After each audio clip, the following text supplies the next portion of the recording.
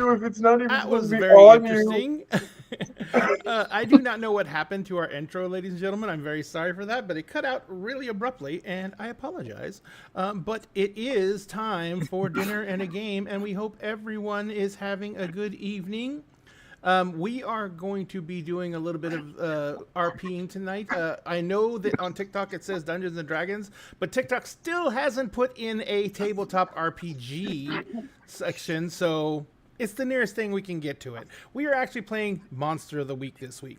And it is a very special week for me because this is the week that I am forced to take a week off from GMing in order to, people tell me that I'm going to like burn my brain out or something, and I keep on responding that it's been gone for years and I'm just fine. But no one believes me.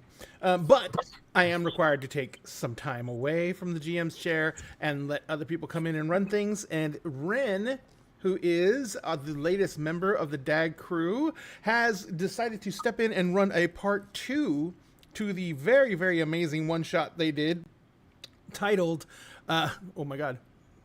Crawfish till the bitter end. Yeah, Crawfish till the bitter end. And so this is the second part to that, and Ren has been gracious enough to actually run this for us, so I get to play a little something. And just before we get started with everything, though, let's go ahead and do a little bit of housekeeping. Number one, if you follow us on any of our social medias, you will know that we're trying to do everything we can to build up our dinner in a game to get to the point where we can actually pay creators to create content for us. As part of that, we were going to do a subathon, but I unfortunately got really jammed up with work, and now I'm going to have to go out of town for a bit for work. So we're going to have to do what we can, when we can, how we can, where we can, and why we can, as best we can. So we're going to try and figure something out to try and do a sub drive during games and stuff like that, but that's still coming. But please, if you can support Dinner Game in any way, shape, or form, number one and always, make sure that like and follow button on any social media you happen to be watching us on.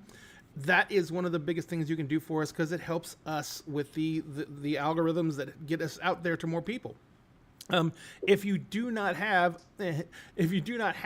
access, the ability to do that, then that's perfectly fine. We love you anyway. And if you actually have extra reserves and you have the ability to sub to us on any one of those platforms, that would be amazing. Every single dime the Dinner Game makes goes into providing more content for you guys by doing things like paying Diamond to help me have a brain, and paying Ren to help me create content so I don't kill myself. And so all that means that when we get into this position where we can actually pay people to do things, it makes better content for you guys. And that's our main focus. And that's what we want to do for you. But all that being said, these amazing and lovely people are going to be joining you tonight for this journey through Ren's imagination as we play Crawfish till the very end. Let's go ahead and go around real fast and let these amazing people tell you who they're going to be playing this evening. Let's start with the leader of the pack, the one who keeps everything straight and makes sure that everyone stays on target.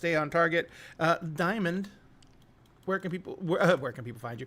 Who are you playing this evening? What about me keeps people straight? Well, maybe that's not the best word. Properly askew. There you go. Appropriately askew. I keep the chaos chaotically inclined in appropriate ways. At least I attempt to. I don't know any of these people, honestly. They have their own machinations. As usual. Selkie, I'm sorry I called you a person. How dare you? Crime of crimes. Hi. I am in fact I'm clearly fine. a sea creature. Literally. Eldritch. Horror. Let's be honest, nobody in this cast is a person. We're all just some kind of pantheon of chaotic entities pretending in human mech suits. For your entertainment. So, but anyways, I'm fine. I've been working all day. For people who don't know, I work with Decrim 305, the nonprofit based in Miami-Dade, Florida. and we had someone who is in need of mutual aid. So I've been basically working on that all day, and then I got into this attire, and people got to watch me put on false eyelashes and almost stab myself in the eye a couple times. But we're here now. Tonight I will be playing your lovely chosen, Cherie Darcy, and the Sphinx and I are manifesting something with the chaotic aid of possibly Selkie's character. So there was a joke. There was a shit post. It became a shit post. So Never stay shit posts. Maybe never stay shit posts. That's where some of the most chaotic plans come from. yeah. Indeed. So yeah, I'm excited to give you some good chaos, some good wholesome chaos. My character's totally wholesome. Totally. Absolutely. Let's go around the horn. We'll go clockwise. Milagros, the amazing fountain pen femme, how are you doing? Hello, I'm very, very good. Super excited for this game. I've been hyped about it for like a solid week. And I will be playing L. That's not short for anything. Mind your business. The Initiate, also no last name. Extra mind your business. Who is from a very, very normal church in upstate New York. Extremely normal. Called the Children of the Anointed. They're normal Christians. It's normal. And they've been sent out to help. Yeah, don't look at me like that. It's the most normal. Perfectly average Christians that have a uniform and live in a commune, and was sent to help with bring about the second coming of Christ, who's supposed to be showing up soon, as every very normal group of Christians believes, so that he can marry she's not a high priestess because that's weird and culty. She's just all of our mother. She's just everyone's mother, whoever joins. And she's very normal and doesn't scream at all of us every day. So very, very eager to get back, obviously. Totally devastated about being out and about and eating good food and spending time with people. Totally devastated about this, of course, yeah. Gotcha. It's fine. Everything's fine. It's always fine. It's very normal, and it's very normal to like carry a giant axe and silver knife around while you're also wearing. It's normal to have like a knife holster for your khakis. You know, like it's very normal. It is. That's why they have the big pockets. Exactly. That's what the pockets are for. Yeah. Thank you very much, Milagros. I am Mr. Dakshow, better known as Ray, better known as the founder of Feast here at Dinner and a Game. Tonight I will be playing David Spagnetti, a character who I based off of a fever dream. And he is the hex, not the hex, but the spooky, which is I got to turn off my ringer. But it's the spooky is basically someone who's kind of like a warlock from D&D. They get their powers from somewhere. They just don't talk about it, mainly because they probably owe someone money about it. But no, they get their powers from some other source, and it is very much a situation where who the hell knows where my powers come from, but they probably aren't good. And and that is one of the things that I'll be working on tonight as I try and see what's going to happen with David and whether or not he's going to go on a murder spree. Because, you know, there's bad people out there and they deserve it. We'll continue around the horn and go to Star Shard Stories. Hi. Kim, how are you doing? Working on little secret projects for Gen Con while I've been sitting here. Those who are on Patreon know what I'm working on. Yes, I'm doing great. I will be playing Esther Stamp. Only one person's allowed to call her Buttercup. She is a very sweet gal who is probably the most normal out of the whole group. She just has seasonal allergies, and just somehow it's just normal that whenever she screams at a squirrel, they just turn into a bug. They just turn into a squirrel. It just happens. It just happens. She's accepted that as her life now.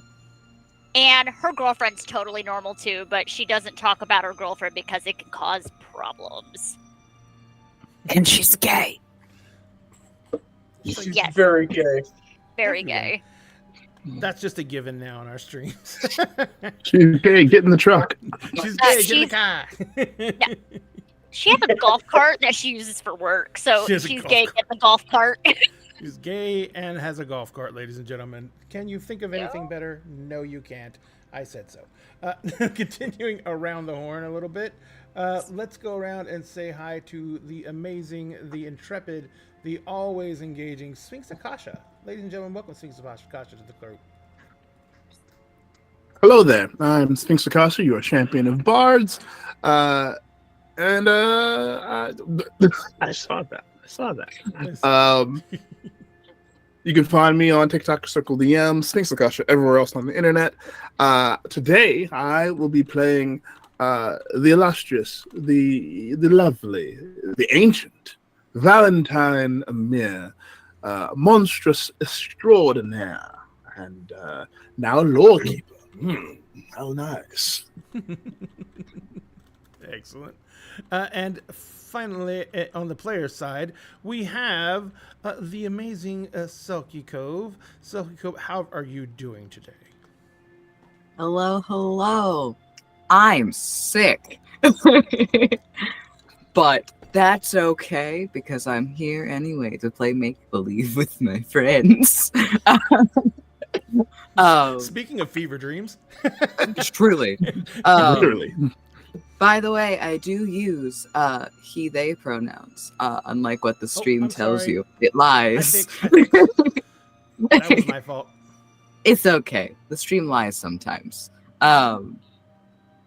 And I get to play Verchael, who you can also call Ver.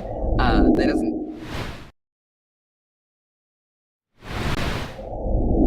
Verchael is the divine, is an angel from the heavens who, don't question it, is currently Valentine's familiar.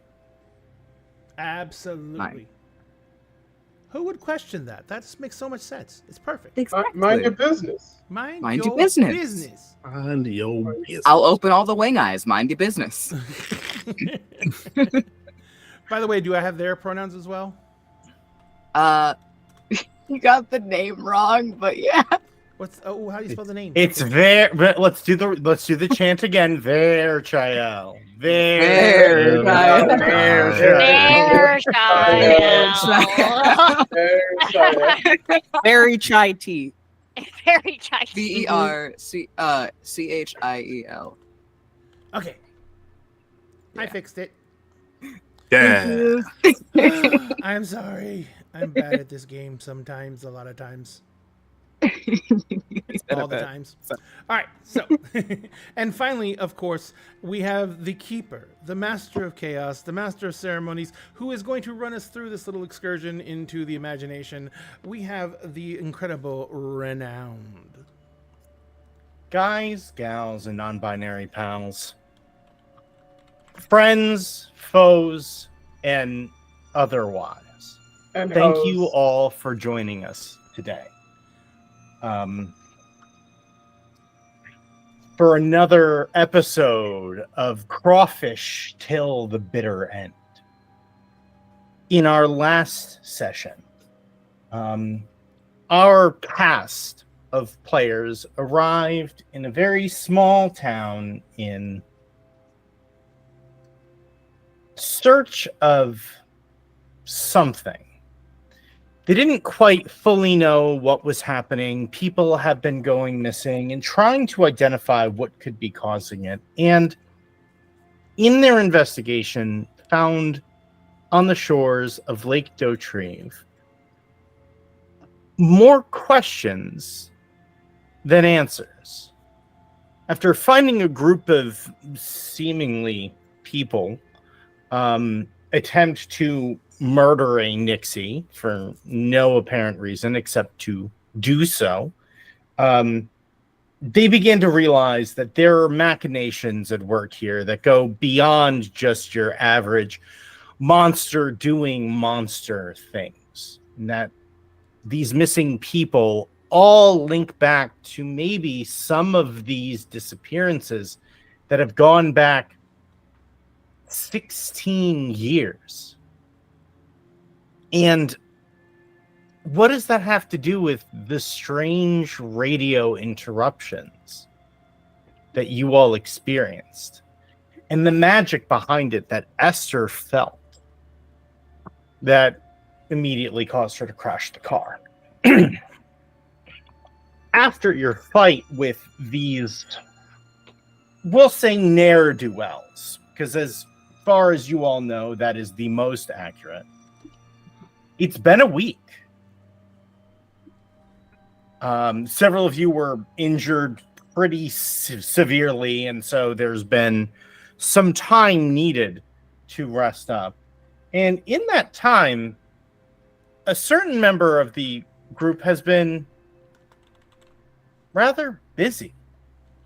Valentine, why don't you tell why don't you tell everyone who's watching about everyone's new home? Well, lovely. Valentine has been busy setting up an official haven. We found an old firehouse nearby and bought it, because why the hell not? And outfitted it with some pretty good furniture from like secondhand stores and like consignment shops. Like, as someone as old as Valentine, he's got pretty good taste. So he made sure to deck it out as nicely as he could, considering the sources that he has. Full of bookshelves and things of that nature, for all of the tomes and scrolls and things that he's been collecting over the years. Also, a nice place to store a lot of the instruments that he's collected over the course of the millenniums, because he's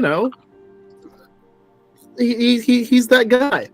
Also, because he is an absolute diehard fan of the Ghostbusters, has also decked out like at least one of the rooms with Ghostbusters paraphernalia from the movie. Posters.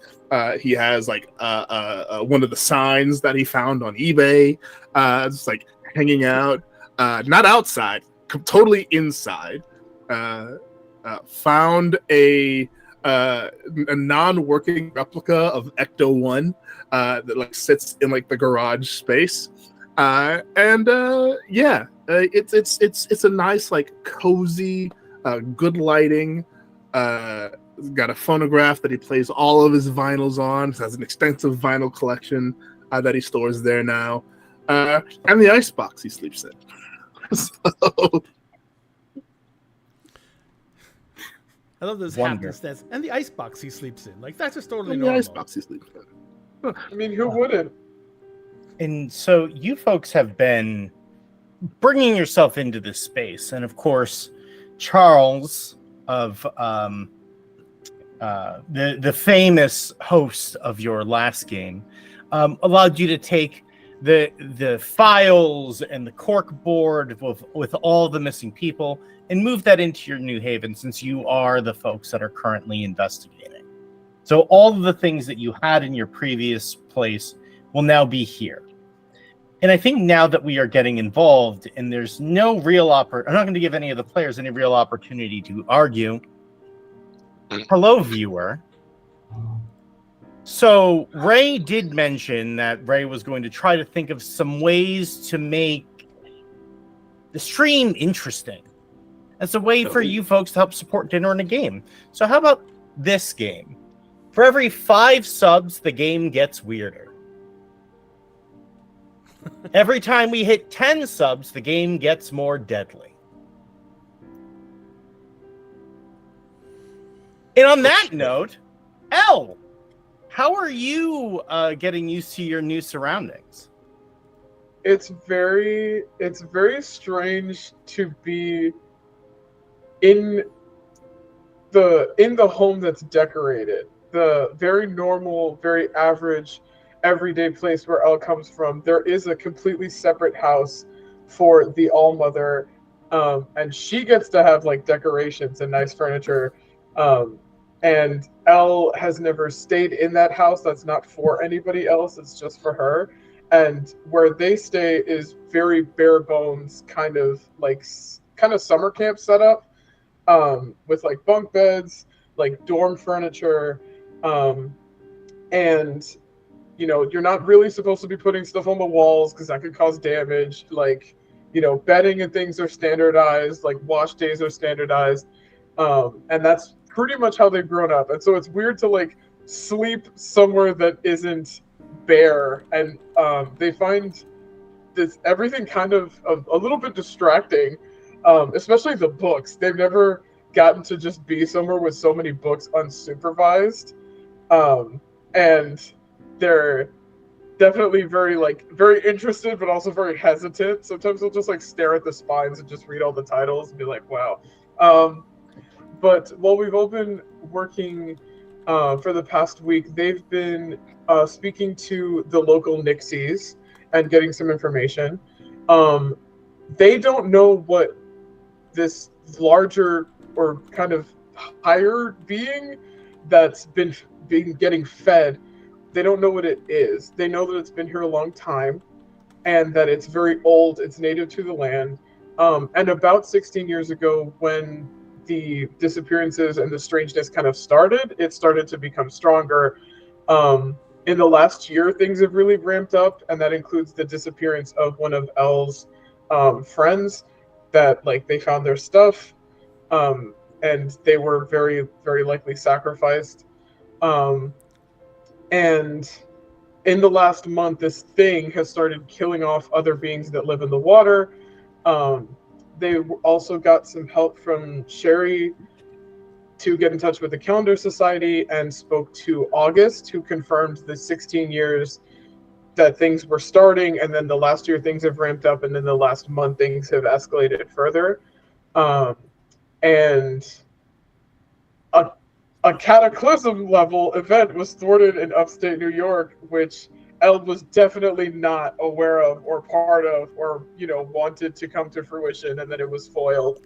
And totally doesn't think that the foiling of that event is the cause of everything else that's happening, because like if they had just let Jesus show up like he was supposed to, this would have happened.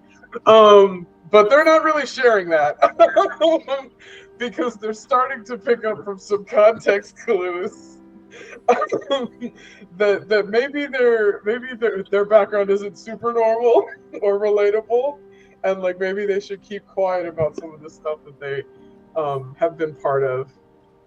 So that's kind of where they're at. And so, surrounded by books, in information you're sharing, and as many secrets, we are actually going to head over to Esther. Hello. So, as promised by Evie, a package arrives at your new safe house. Just as morning starts on this day. She's been gone for a day or two after coming in and spending a whole day with you. Out of her busy schedule, making sure that she's making time, because that is important in a relationship. Mm-hmm. And as you open it up, it's full of like very soft, very cute things to fill your new bedroom, a nice canopy to go over the bed, and like throw pillows and blankets. So even if it is short term, to make sure that you are living in the lap of luxury here. How has your week been going, and where do you find yourself now? So, Esther, the past week, during that week, her and Evie did go on a date to a place called Sacred Grinds Coffee, which is an actual real coffee shop that is based zombie theme. Yes. She did it to be slightly cheeky to Evie. And she learned a lot about how magic can be broadcasted from Evie during this lunch date. So she found out that magic can be broadcasted in any form as long as you're clever enough. and the well of magic that you're drawing from is deep enough. The wider the magic is broadcasted, the more powerful it has to be. Which confused her for a brief second until it was explained a little further. Traditionally, it's done in closed circuit situations and broadcasts within a building or through closed circuit TV. To attempt something like what it was on the radio, it had to be broadcasted by somewhere or something that was turned into a magical conduit in its own right. And the fact is, she's not sensing it all the time. It means it is something that is broadcasting temporarily, and probably Esther came to this conclusion of it's probably done at certain times. And there's a point, and it's probably done at a certain hour for a certain amount of time. It is pirated radio. Now she's looking around at the firehouse and looking at all the weird items that are throughout the house. She is probably making sure that something just does not set her off. So she's gonna do weird sensey things that she does, because we all know she's just sneezes at everything. Seasonal allergies. And making sure there's no bugs. Because we do not need an infestation of squirrels in the firehouse. Squirrels in walls are infinitely worse to deal with than that is for certain. And, you know, and I'm sure Valentine has some things that are inherently magical. After years and years of collecting things, you actually find that the model replica of the Ecto-1 does have latent magical properties. Nice. And as you begin to kind of figure that out, speaking of latent magical properties, Vare, what are you up to? Hello. So I did DM you a question, but outside of that, Vare got an interesting little scare last session when they met a being that was of equal to greater power than them. And so they have actually spent a lot of his time looking into that, seeing where else beings like that pop up, how many there are, how powerful they are, and using these celestial abilities that he has to do so. And he discovered that she's fucking everywhere. There's little signs that he's been noticing all over. Not only that, but he's been able to notice that the damage that's been caused, and there is damage. Not only has there been like the obvious that we've seen, but joy is being pulled away, and hope is being pulled away, and it's like the life is being sucked out of this place and the people in it. And that has been something he has not quite shared in full, but something he's kept people a little updated on in case someone's been wandering a little too close to something, so to speak. The other thing that he's been up to is... So last time we were actually in combat, which go back and watch because it was really cool. There were a lot of really cool combos that got done. It was such brilliant teamwork. I could just sit here and gush about it, but you should really go watch it. But combat, it's in my link tree. Go watch it. Go. I'll also post the link to my socials after this. And as a celestial being. He got injured during it, but it was fine. But actually, something Val would have probably noticed the most, as he was actually laid up for a few days with his injuries, which for him, that's not normal. He heals like that. Gets a little cut, little scrape, and it's gone, but no, not this time. So yeah, that's what he's gotten. That's what information he is. And Val is also kind of wondering if that's kind of his fault, as he did kind of give Ver some of his blood to try and help them heal. It's very true. And so it goes. As entropy sinks in, even among those closest to each other, seeds of doubt and fear. Speaking of fear, let's get on to David. So, David has been doing everything that he can to figure out what exactly these fuckers was looking for and trying to figure out exactly where they came from in order to make sure that they never came back. He's been basically chasing down whatever leads he could find, since we didn't have a lot of information about them. But the main thing he did discover was that the people who were involved with the attack were not directly related to any cult, like the cult that L's people are from or anything like that. But they seem to be more of an evangelical bend. So what he basically worked up was that the information that he got was that they're like almost like the old tent revivalists, snake handlers and everything like that, and that they're holding another big revival at Bigwater, and that's the thing that's happening in the future.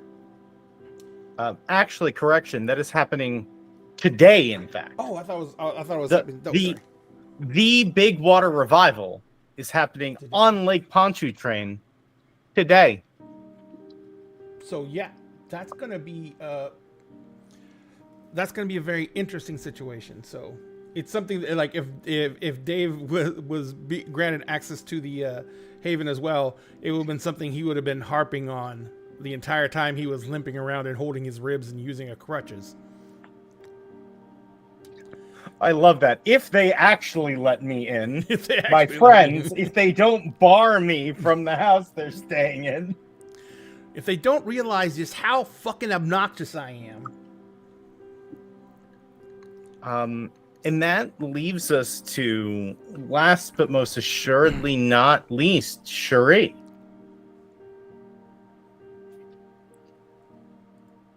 Okay. Hold on. I'm flipping the switch in my brain out of note-taker mode back into reading my screen. Don't worry, I got you. I got everything verbatim. I got you. That's why I love you. That's why I love playing with you, because I don't have to be the sole note-taker. So basically in this week of time, Cherie has been bouncing around, tagging along, conversing with members of the group, giving their time to heal, adding some of her own book collection into Val's collection as a thank you for being a good mentor to them, and then also making sure that everyone left Evie and Esther alone on their date, because girl code. Cherie loves love. But in the times where Cherie was actually bouncing around and going with people on different excursions, like Elle had said, Elle had used Cherie's contact with the Calendar Society to find out things that they had questions about. And Cherie kind of did the same. They ended up identifying that while the cult was not the cult that Elle is from, totally normal church cult, was not in fact connected directly to this event. They did learn a little bit more about the cult that Elle reports back to, and a little bit more about Jesus's supposed fiance. But just a little bit, finding out more so that the Calendar Society does have a point of interest with them and does not share more than that with people, just more so is offers very helpfully to aid with Elle wanting to look into things via the Calendar Society and happy to make that point of contact. And then wanting to look a little bit more into what else is happening, also goes along to speak with the Nixies and ends up making allies with them.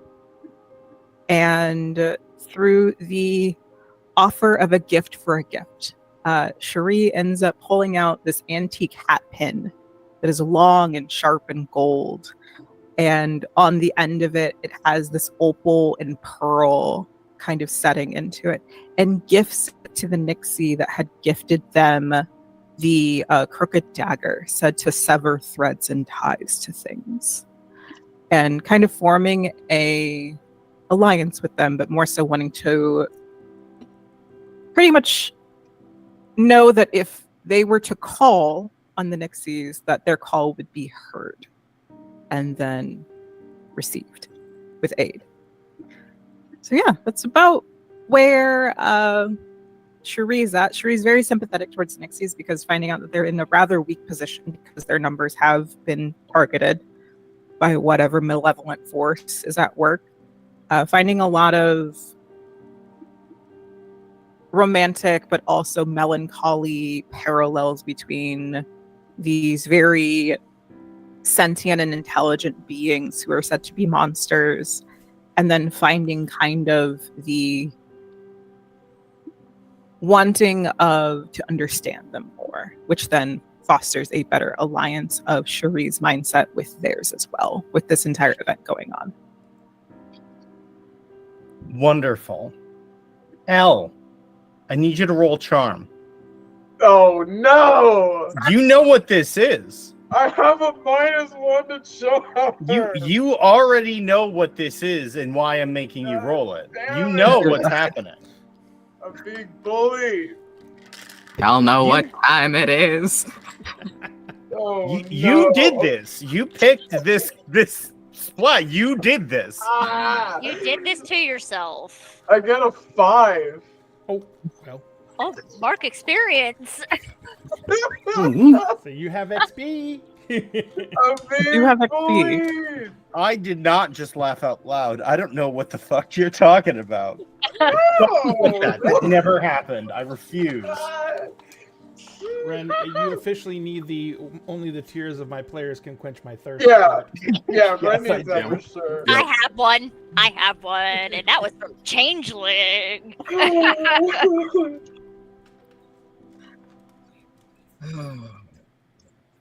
I love failing. We're here for a good time. It's fine. Oh my god. Well, lay it on me, Chief. Oh, you have a DM about it. Anyway, Oh, so shit. tonight is the Oh, evening. no. Tonight is the evening of the Big Water Revival. It is not just, folks, a tent with people in it. It's also a little bit of a fair. Like, this is a rather grand affair, and everyone all week have been a buzz with talking about this event. Like every store you've gone into, every person you find, you overhear people talking about them going. Are you going? Of course we're going. Everyone's going to the Big Water Revival.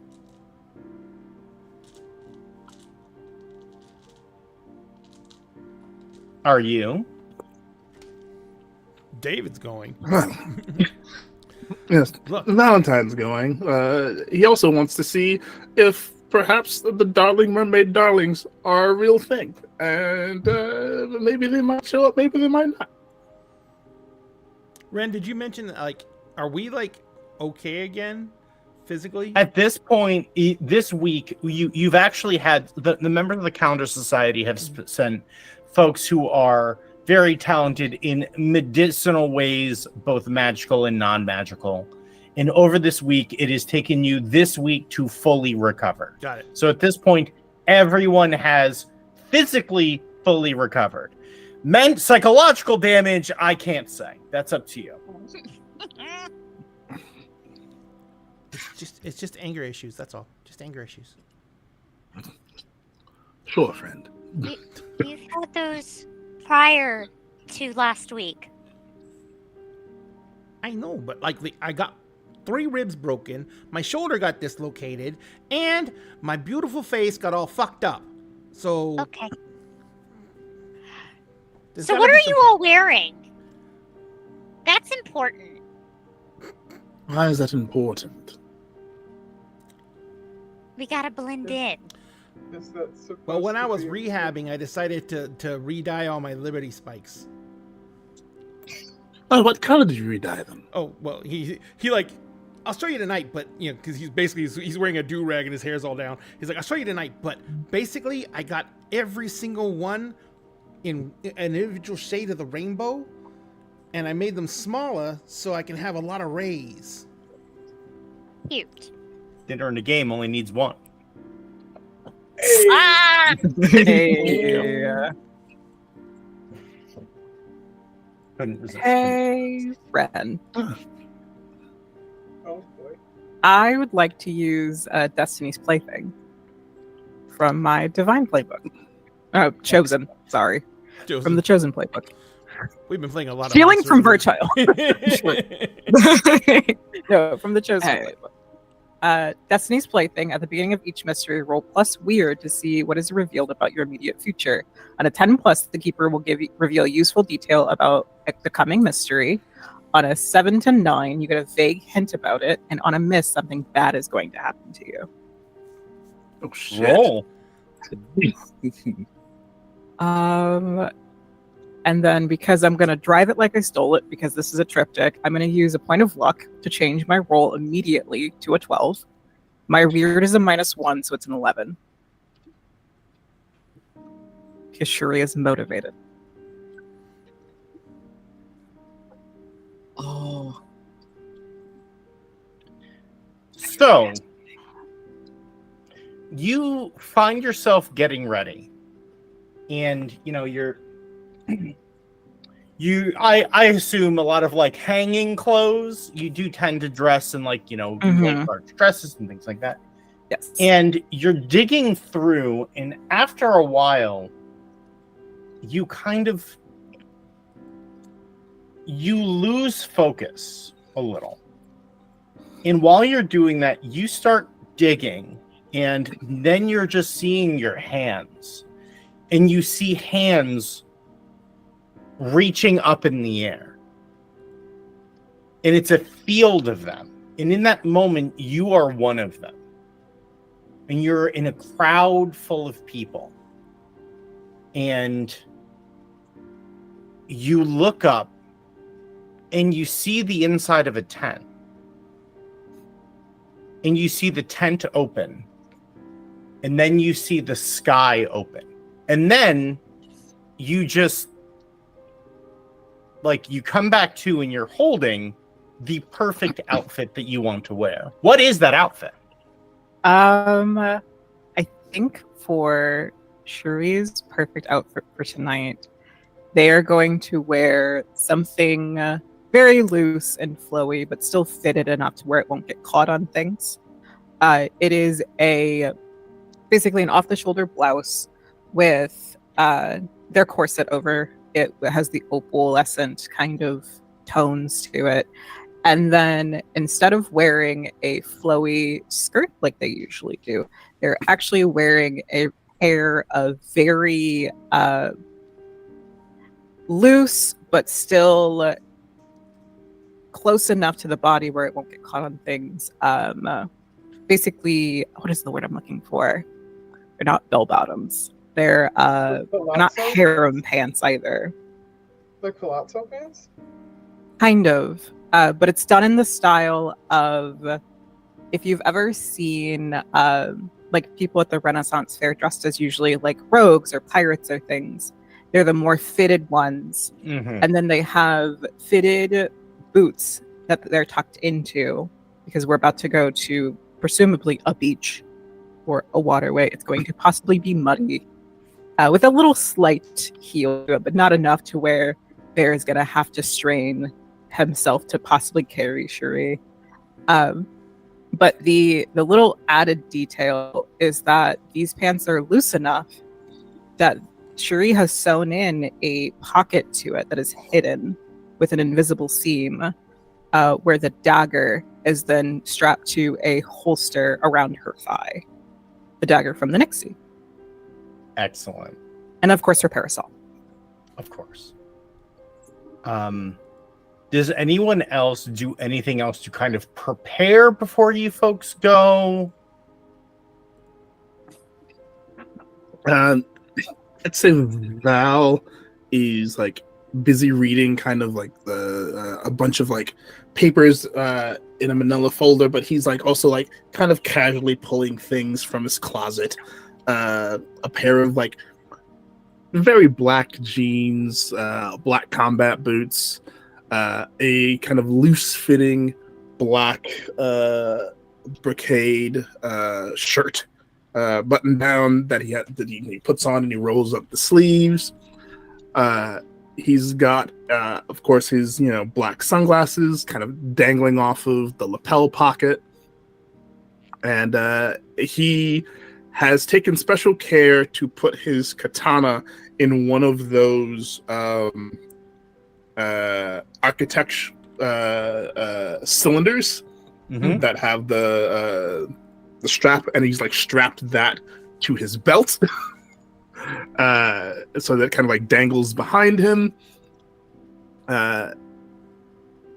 and yeah, that's about it. They're going to a beach, so he doesn't really feel the need to wear anything else.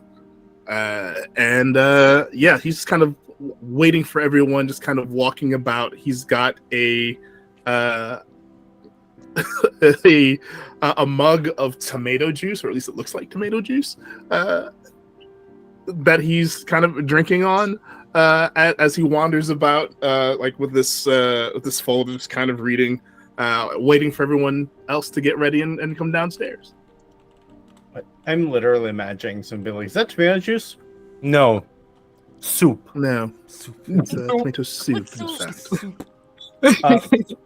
Al, I saw that hand up. Yes, I have the move Fortunes. Because of the DM you sent me, I feel like it's appropriate to use, which is the sect that Elle is from has ancient prophecies or divination techniques to predict the future, and once per mystery you can use them. So I would like to see what the future holds and roll weird. Please roll better than you did last time. Oh, I also have a +2 to weird, so I'm hoping Ooh, like, hot. I'm saying for your own sake. Really, I'm having the time of my fucking life right now, honestly. Okay, I got a 10. Okay, let me read what specifically that move does. Which one was it again? Fortunes. Fortunes from the Initiate. Also, in the meantime, Elle has also been, again, acting very normal, sharpening their axe, sharpening their silver knife, putting on, like, they have some kind of, like, armor under the khakis and the brown polo, because colors are fucking banned. And they just have, like, the same kind of old work boots that they were wearing. Yeah, so they've been preparing weapons, and also this is the last thing that they're doing before joining everybody. I feel like once Elle comes downstairs and Val's kind of like notices that they're just in bland fucking colors, he will put down the manila folder, he will retreat to a room, come back, and literally hold her down and put on a set of fairy wings that are multicolored. It's like, Whoa. you're going to wear this. It's going to be good for you. The self-expression is a good thing, and I think these fit you quite well. Yes. Oh, Don't argue. thank, It's happening. of course not, sir. Thank you. You're very welcome. He picks up the folder again and goes back to his reading. I do love that it doesn't change the outfit. It's just now khakis, polo, fairy wings. Oh, okay. And Two Val things. looks very Oh, pleased no. with himself. Oh no. Two things. One, L. Yep. So you know how this works, correct? So at the way that this is going to work is, so on this list, there's a list of 4 things you can do. On a 10 plus, you get to do 3 of them. And the way this is going to work is when something is going to happen, you can be like, hey, I'm using this right now. Yeah. And you can do that 3 times and do one of these cool things. So keep that in mind. You have 3 uses. Diamond, that is very interesting information you just gave me. Ooh. And so Wow. there's actually a little something else to that vision that you get. Because you see all of the hands reaching up. And when the sky opens, you see something reaching. Like, it seems like you get this sense of love deferred. Mhm. Like a sense of longing coming from whatever being is above you. And you also get that sense from the being behind you. Something behind you is doing that too. And when you go to turn, everyone is it is like someone turns out the lights. Mhm. And you have a sense that you are not dead and that the beings around you are not dead. However, they have been changed in some way.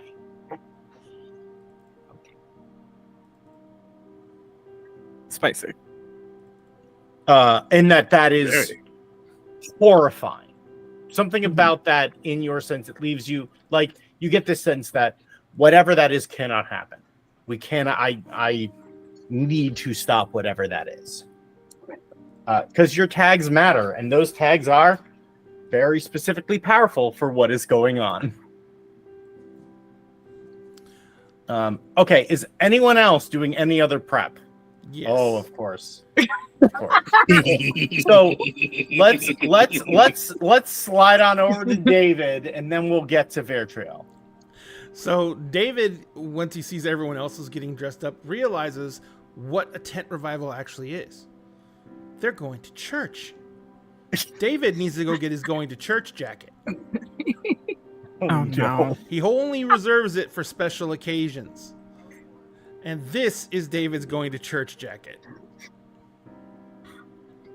So he goes upstairs and he basically takes the time to do up his Liberty Spikes as quickly as possible. He puts on his worst, most destroyed concert shirt. Doesn't even matter which band it was. It just has to be destroyed. He puts on his jeans that are held together mainly by safety pins. He puts on his motorcycle boots, which are absolutely torn apart and scuffed up and look trashed. And he basically, puts on and then and over all that, he throws his go to church jacket on. He does his makeup up massive, eyeliner. His freaking lashes are like, he actually puts false lashes on to make his lashes even longer. And he fucking just like, his makeup is just a myriad of colors. And he actually does put his chain on that goes from his nose through his gauge and back again in a loop. And then he comes back downstairs and he's like, I'm ready for Jesus! So I would like to describe this picture to the people that can't see it. It is as if Hate wore a jacket.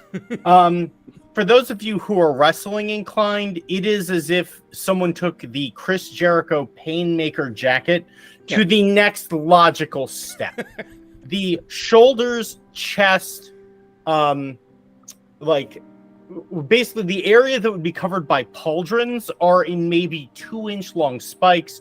The lapels in the front and around the neck in the front are also the same spikes, and the back of both sleeves are covered in those spikes. What is not covered by those spikes is just completely done up in silver rivets. This jacket is definitely made for church. If for church you wanted someone to bleed, if that's your worship, this is your church jacket. I feel personally called out by this entire outfit description because I have this outfit in my closet and I have worn this Hell yeah. times. It's a look. It's a powerful look. For certain. Val sees that as like David comes downstairs wearing that outfit. He sees that he looks over the folder he's reading. He puts his mug down and he puts out a fist and a fist bump, and he's like, "That's nice." David makes sure he pulls his hand all the way out of the sleeve so no spikes are covering his hand, and fist bumps out back. Reminds me of the early '80s when I used to follow Billy Idol around. He's like, real nice chap. Oh, God. I think once Cherie sees David's entire ensemble, they just kind of do the full up and down, thinking of things as like, okay, that makes sense, that makes sense, that makes sense. Oh, wait, no, I can fix this.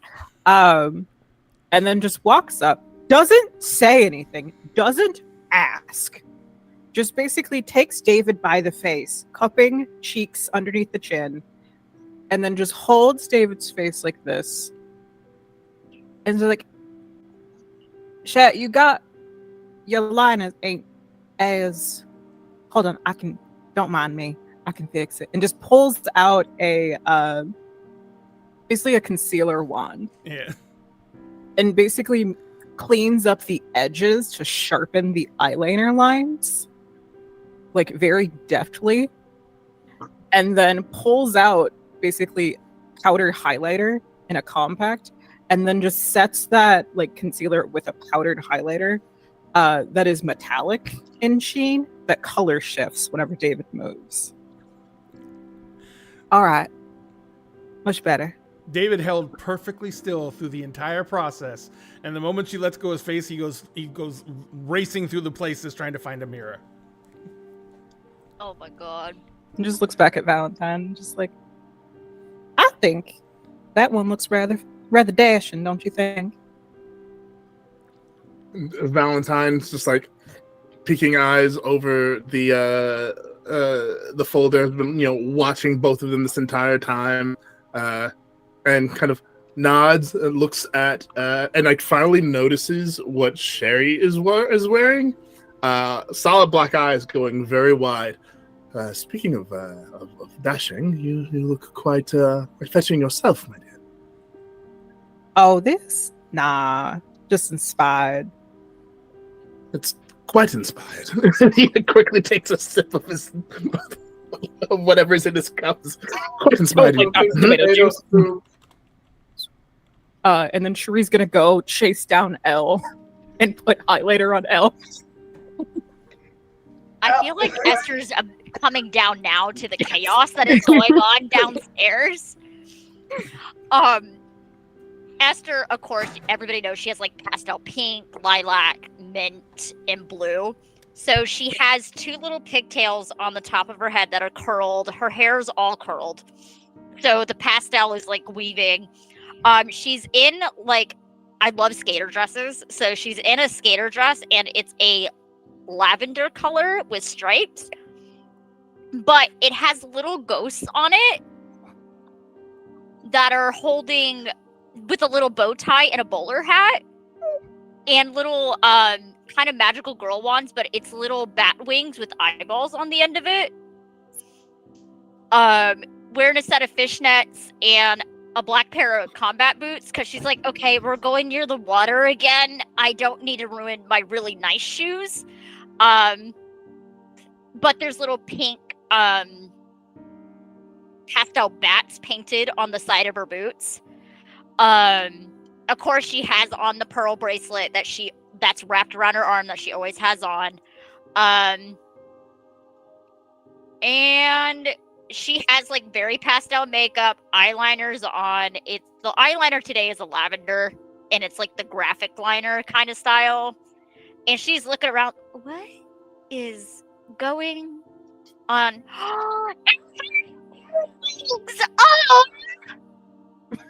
Oh, I just think the highlighter might be a waste. It's gonna get messed up anyway. no, Hush hold you. on.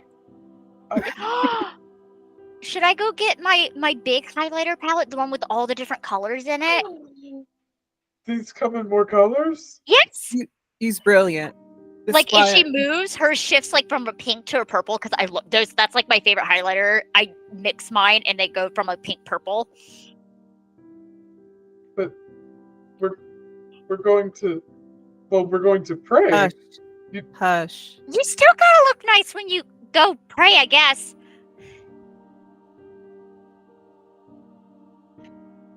Hold on, she'll pull out her purse because she always has her purse with her.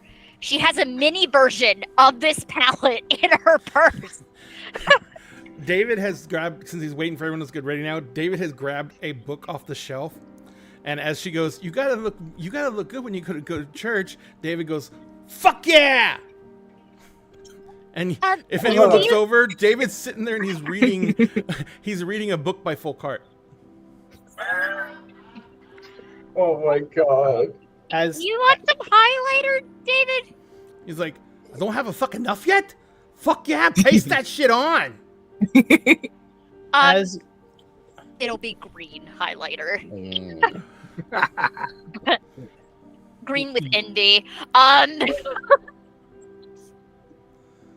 Crochet? Yeah, what are you wearing? Right? Right? ah, What is the angel of beauty and pride wearing? So there is upstairs getting ready. And outside of the outfit, there is primping and preening all of the feathers. He is fluffing them out. He's making sure any potentially slightly sparse patches are covered. He's making sure they look as fluffy and as pristine as they can. He probably even adds like a little bit of a shimmer along the bone of each set to make sure, you know, they catch the eye real nice. But what he's wearing is, it's a top that has slightly flowing sleeves that don't go down too far, and they kind of are cut right around the elbow area, and it wraps around the midsection. But the big thing about the top is that the tits are out. It's full exposed chest. And because of how it wraps, most of the back is fully exposed as well, which is what allows the wings to really be out with no issue. The pants are a little different from the usual tight-fitting pants that he wears. They're more flowy, they're more nice. They're actually probably more similar to what Cherie is actually wearing, but definitely looser until you get right down to the ankle and the calf, which is where they actually tighten up. No shoes. Absolutely not. Immaculately painted nails, though. That look, they're on the longer end. You could probably successfully stab someone with them if you kicked them, like at the right angle. And then the jewelry that Vare has on, it is all very much so Catholic Christian themed. But it's the multiple piercings all down the ears. There's the lip piercing that has a chain going from it, and there's actually a cross that's hanging from the lip. Both nipples are pierced, and they have the bars going through them with the little rings underneath. They have crosses as well. Belly button has a rhinestone cross that's been pierced, and they're all different like colors. They're different shades. A lot of them are like on the sort of chrome end. Not quite as lovely color shifty as the highlighter, but definitely still in that ballpark because we gotta have color. And then prior to going down, Vare ties up his hair, and his hair is usually held up in a couple braids. So there's a braid in the back, and then there's 2 braids on the side. And this time, the braid in the back has been wrapped up in a bun, and the 2 braids on the side have been pulled up into that. And there is jewelry adorning the hair piece as well. And the final thing that he does before stepping down is he takes his fingers and he goes over all of the gold inlays into his skin to make them look like gold, like there's like metal under his skin. And once he is satisfied, he actually opens all the wing's eyes to like, okay, from all angles we're good, okay. And then the eyes will close, and he will make his way downstairs. And I think the first thing he does is he sees, ooh, yeah? The moment the eyes open, Oh no.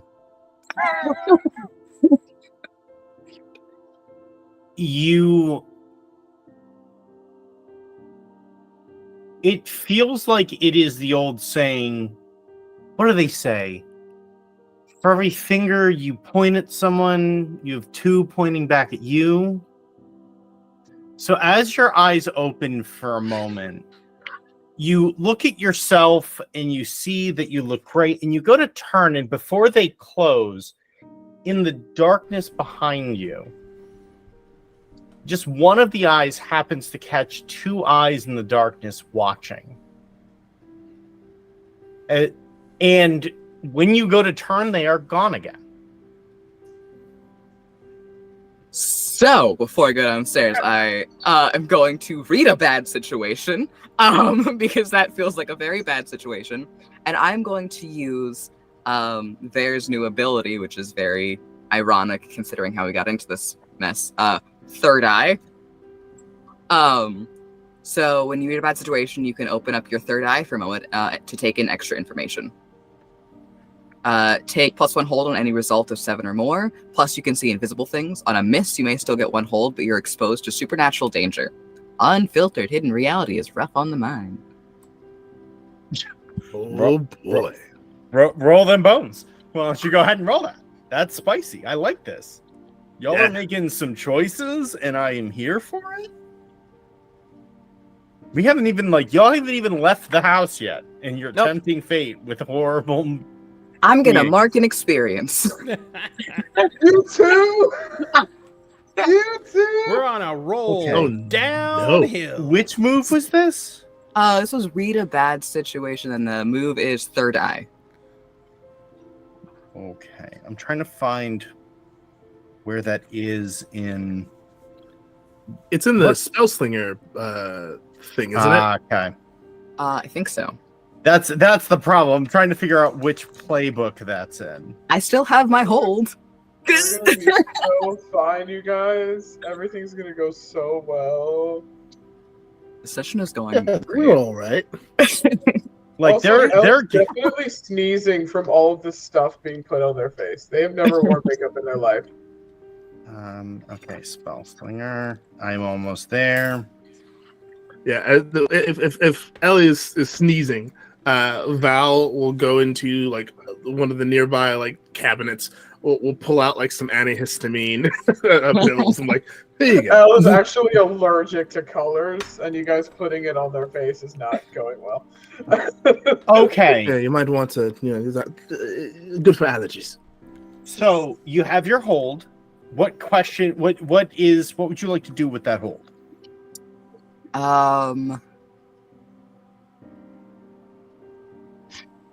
Because for read a bad situation, Yep.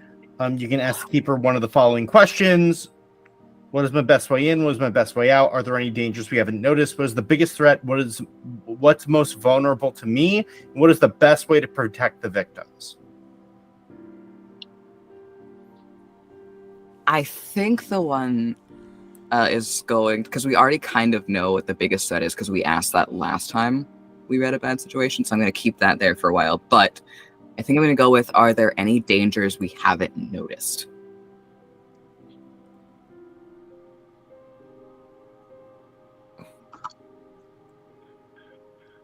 You get a sense that you know about the major players, but there is more about them that you are not familiar with. So, like, you know that a cult is involved. You know that this other being is involved, but there's more going on here than you are currently aware of. And when you turn around, the eyes, because you did that, when you turn around, the eyes don't shut. They watch you.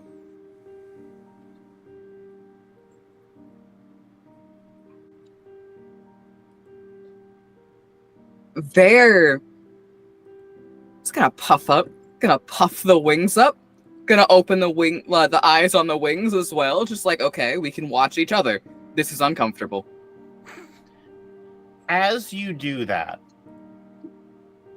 the eyes begin to move, and more eyes begin to appear, and they begin to swirl and grow. Oh. As they do that, the darkness that was once in the corner of the room begins to spread across the back of the wall. There has now had a change of plans, is turning and is leaving that room at top speed. Provided he's able to. No, absolutely. Perfect. And the moment you step out of the room, you get a sense that you are not being watched from there anymore. From there. Yes, and you look, and if you look around, you do see just a single eye in the darkness just watching you. There walks down the stairs to where everyone is, and he... You know, in, like, period pieces, like in period films, where the disgruntled noble comes down, looking slightly askew, that's kind of how Bear comes down. He is pissy that he was preened and proper and everything, and now his feathers are, like, poofed in the wrong ways. He still overall has that, you know, phenomenal look to him. But he comes down in more of a perturbed huff. He stops at the bottom of the stairs and he's like, first of all, you're wearing color. To L. It was not my idea, I'm sorry. No, it's You're welcome. It's a great... Yes, Val did it. Oh, perfect. It's a great look on you. You should do it more often. Actually, come here. Okay, Elle's gonna go over and kind of like, oh, see? And there's highlighter on his hand. Gonna, like, touch up anywhere it's smudged. Will then take off one of his rings that he's wearing, take one of Elle's hands, and we'll put the ring on Elle's finger, and the ring is gorgeous. It is several different types of, like, gems, and they are actual gemstones. So you get a sapphire, you probably get, there's a moonstone on it as well, and I think the last one that would be on there is it's a variation of amethyst that I can't currently think of. Al, why don't you go ahead and roll me gay panic? I'm kidding. That was a joke. No, I will actually, because I have 2 gay dice. It's a Leslie's pride flag and a regular Rainbow Flag flag. I got a 1 on this one. Let's see how the other one does. Oh, yeah. I rolled a 4 for gay panic. So, you're gay, I guess is what that means. I'm gay. You are very clearly having a gay panic moment right Red now. in the face. Can't think. Hands are kind of shaking a little bit. Well, And doesn't, and like can't articulate to say thank you, and so just kind of bows to Bear and like folds their hands behind their back.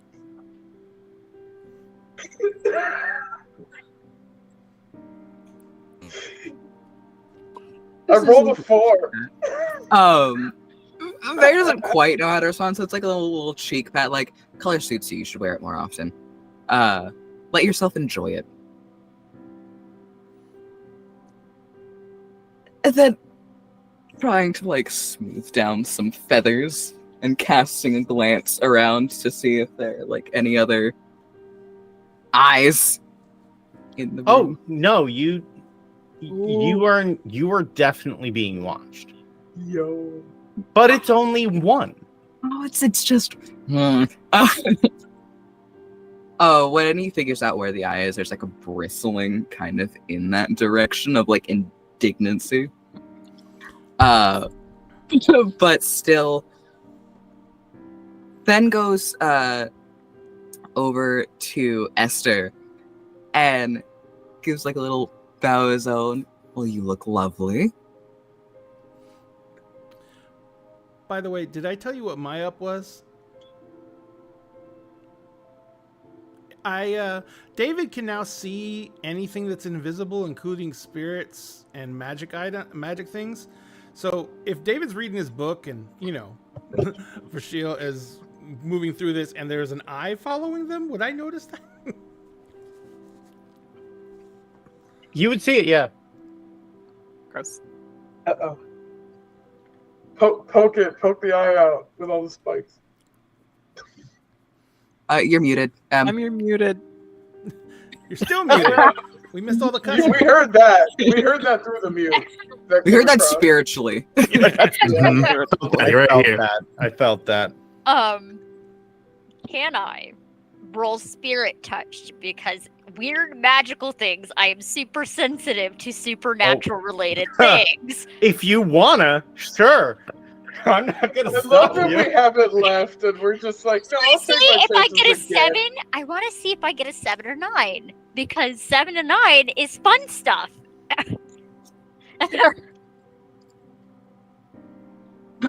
Oh, Oh. right, you're not in here. Oh, Esther. Oh, Esther. Oh, How's she doing? Oh dear. oh, We got dear. an 8. I can sense Oh. them fully, but they notice you too? Or I can only sense impressions.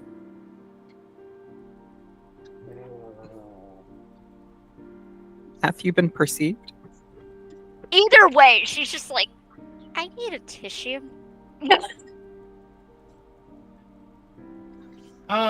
So Whips one out of just an alternate dimension. So- Like here. David David go ahead. sees it, and so you see it, but you don't get any sort of sense from it. Like you can tell that it's something that can't, because you can tell that it is being perceived through your additional sight. So you know that other people can't see it, but David is not getting a direct sense of it. You so the way I imagine the spirit touch works is that you are sensitive to it, and you are kind of using that sensitivity to make contact with this thing. Oh, love that for me. And like the thing is that like if you roll on a 10 plus, you can sense them, but they can't sense you. So it's a one-way mirror. You are making contact, but you are fully in control of 100% of that contact. In this case, you reach out, and it's as if you reach out with your hand spiritually. Oh yeah, she's going. Yeah, she's just like a weird motion of like pointing it out. Like, Wing up. and Wing up in between immediately. as if you feel a hand grab you by the wrist. And it's not literal, but in that moment, you sense a deep hunger, like an fully insatiable desire to feast and feed on something. No, anything? No, that's not quite it. Everything.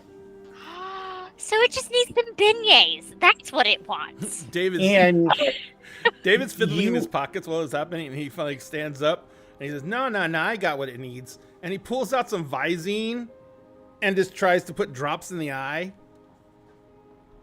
There. Oh boy. So the both of you. Hold on. We're not quite done. Oh no, it gets worse. Oh god. Oh boy. No. So in the moment before the contact breaks, you almost begin to feel it try to drain the life out of you, and it is in that moment you fully disengage. But it noticed you for sure. Oh boy. Okay, that was not great. She like her eyes are like red, like allergy red, like and her eyes are watering up. The Visine has no effect. I think it is important to state out loud. Elle does go to Esther, seeing her like kind of distressed, and just has the silver knife in hand, and is like,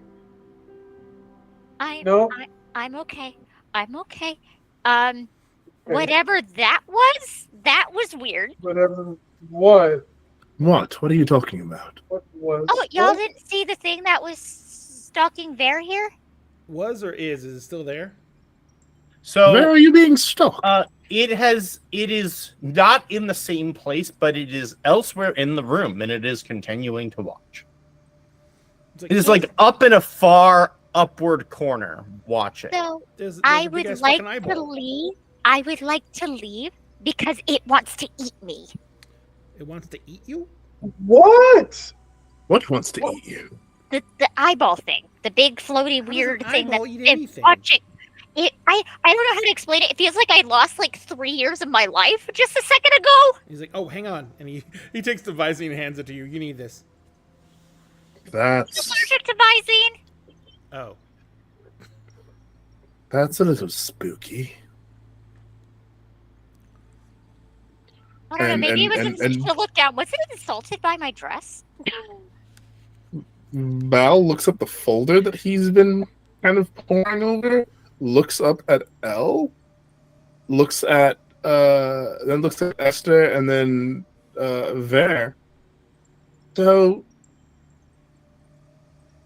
this may or may not be anything, but this is too coincidental to maybe not be something. I sent out a message to our good friends down over at the Calendar Society, and got and waves a folder. Got this from December, just a bit ago. It's a dossier on a local, old local river god that was worshipped here in the area. But with its, it specifically major parishioners on, the shores of Lake Pontchartrain. There's a being that helped kind of bring prosperity to the land, and it kind of found a favor, from what I understand of it, as gods tend to. But when the gods reawaken after being famished for so long, they tend to be kind of greedy, hungry, and because they've been starved of worship and adoration and occasional sacrifices, because that's the thing. And the stronger they get, the more ravenous they tend to get as well. What strikes me is the name of this particular god. It's called the Lady of the Hungering Tide. Do they just want to eat everything and anything? Possibly. I mean, it feels kind of in the name, hunger. so basically we just have to take them to a buffet and they're good. When you feel when the name is spoken out loud, Ver and Esther feel like a thrum through the room. It is like if someone dropped a pebble in a in still water, that Mhm. reverberation, speaking her name out loud, you feel the ripple effect go through the room.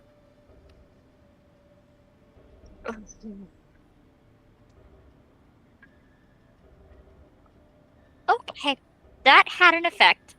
You may not want to say her name. What did? Don't say her name again. Oh, it's one of those. Okay, all right, sure.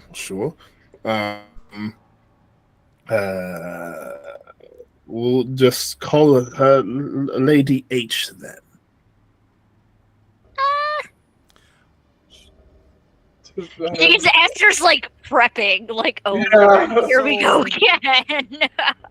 The real question is, if acknowledging it gives it power, then no matter what nickname you give it, just by acknowledging it, you're giving it power. So basically, we should just fucking ignore it. You tried to put eye drops in its eye. Well, I thought it was in distress. It was very upset. Without an But- eyebrow or an eyelid, it was very hard to determine that. Where, So mainly, I fucking Where- guessed. where I mean, is it? What are you talking about? Points. You go to point and it is gone. Uh, And Oh. now it's gone. I don't like this. Well, it can't really hide. Well. It's a fucking floating eyeball. What's It's- that it's- weird well- ghost thingy? Actually, it can hide, because now it's just one. It's not always just one. Okay. What do you mean there? I mean, it's not always just one eye. Sometimes it's multitudes of eyes in an ever-encroaching darkness. This sounds very that- unpleasant. Fairly disturbing. I don't like that it's here. It makes getting ready a little difficult. Though I think I did okay. Fantastic. Good actually. lovely. Yes. Maybe it picked you because you're the pretty one? Hey. Pretty one? Okay, this may sound Don't really know how I should feel about that. I know. I This- like that I'm the pretty one. Well, all of you are very pretty. It's just that they're supernaturally, it hurts to look at them pretty. So maybe the eyes wanted to eat how they look. Real quick, is this thing like... I know it wants to eat everybody, but is this something we're going to have to deal with now? Or is this your thing? There will be many people at the revival. Are we going to feed it? Most Don't likely. know. I asked about the cult, and this is what I was sent. Esther is practically like vibrating, trying to say something as we're all talking about this. Okay.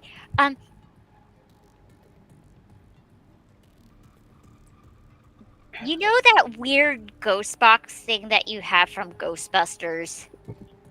Yeah. Yes. You mean the wait, which ghost box? Are you talking about the portable one or the storage unit, the containment unit? Both. Okay. What? Okay. Is there a way that we could catch it in the box? A god? No. Well, they said The weird- it's a It's just a god. replica.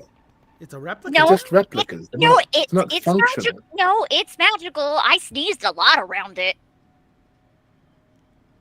Oh, That was the thing that you told me she kept sneezing around. No, I did. That is exactly what I said with my out loud words. With Out my loud out words. loud words. I did. Loud words. Oh, jeez. That is a true statement. That is a true statement. and they do then not regret it maybe in any we way, shape, bring or that form. with us. Yeah, the stalker eyeball things. We could catch it. I'm gonna regret this, Vare says out loud. And then Vare is gonna look to Esther and go, close your eyes, move away a little bit. She'll step aside, close her eyes. And then to Elle, don't faint. And then it's gonna open all of the wing eyes. And what they're trying to do, as everyone's having this discussion, is they're trying to see if they can see it again and get an idea of if this is something, if it's, the god thing they're dealing with, or if it's something larger than, a containment of idols.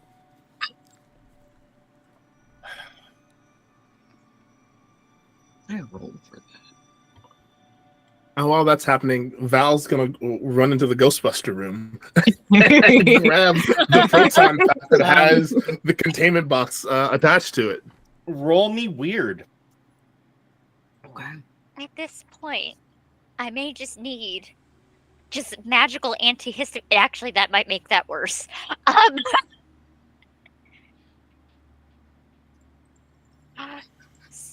My lessons with Evie are actually being useful. I'm learning.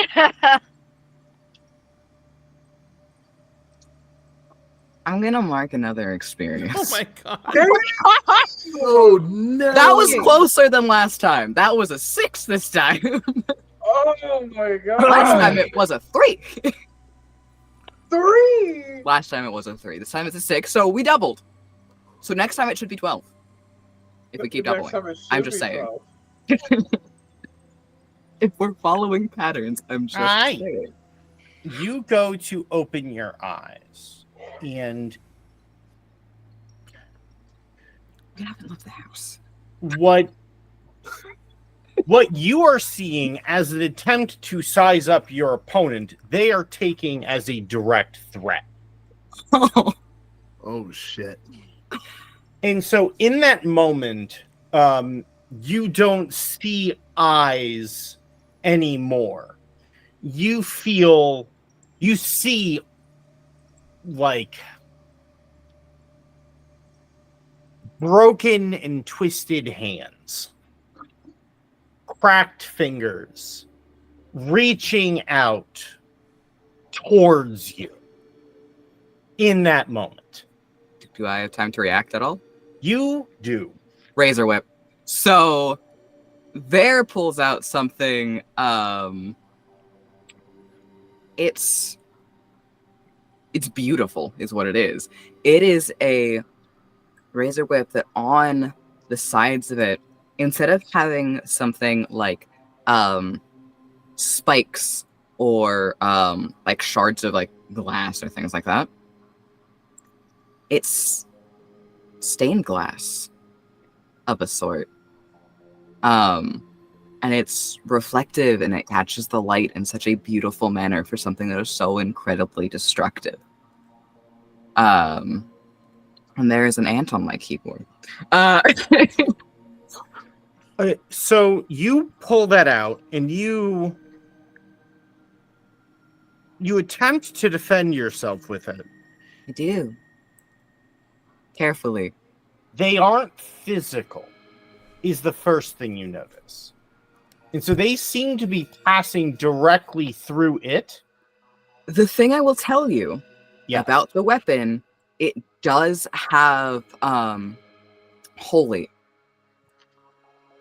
Which might not do anything, but it does have it. In this case, it does not. Okay. And so they reach out and they attempt to grab past the whip to grab, and one hand reaches out as you go to lash and grab your wrist. And you get that same feeling that Esther felt of this thing is beginning to try and draw from you. And there's not only one hand, there are an infinite number of them encroaching upon you. You do get the feeling that if you were to close your eyes, that it would no longer perceive you in this way. So Vera's going to do two things. Because I imagine what Vera is doing at the moment, despite most people not being able to see the hands, is Vera's trying to pull away from something. Trying to get that hand away that has the whip, trying to get the wings away. And the first thing he's going to do is he's going to use angel wings. So you can go instantly to anywhere you visited before or to a person you know well. And so what he does with that is he actually moves directly in front of Val across the room with those wings out. The second he lands, eyes closed. The teleportation does instantly break the grasp. Okay. When you close your eyes, you get this sense of frustration as you lose sight of the hands and you are no longer being pursued. When the frustration is felt, from his place in front of Val, where he very much so looks like a puffed up bird that's angry because his wings are the largest part of him, and they're just puffed and he's poised up like an angry owl. And it's like me. And the first thing he says is, "Yeah, we're both mad about it." And David, you see all of that shit happen. The whole thing.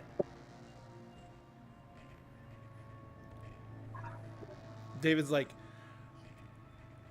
I'm not saying we're not looking for a fight, but do we really want to be poking the giant floating eyeball?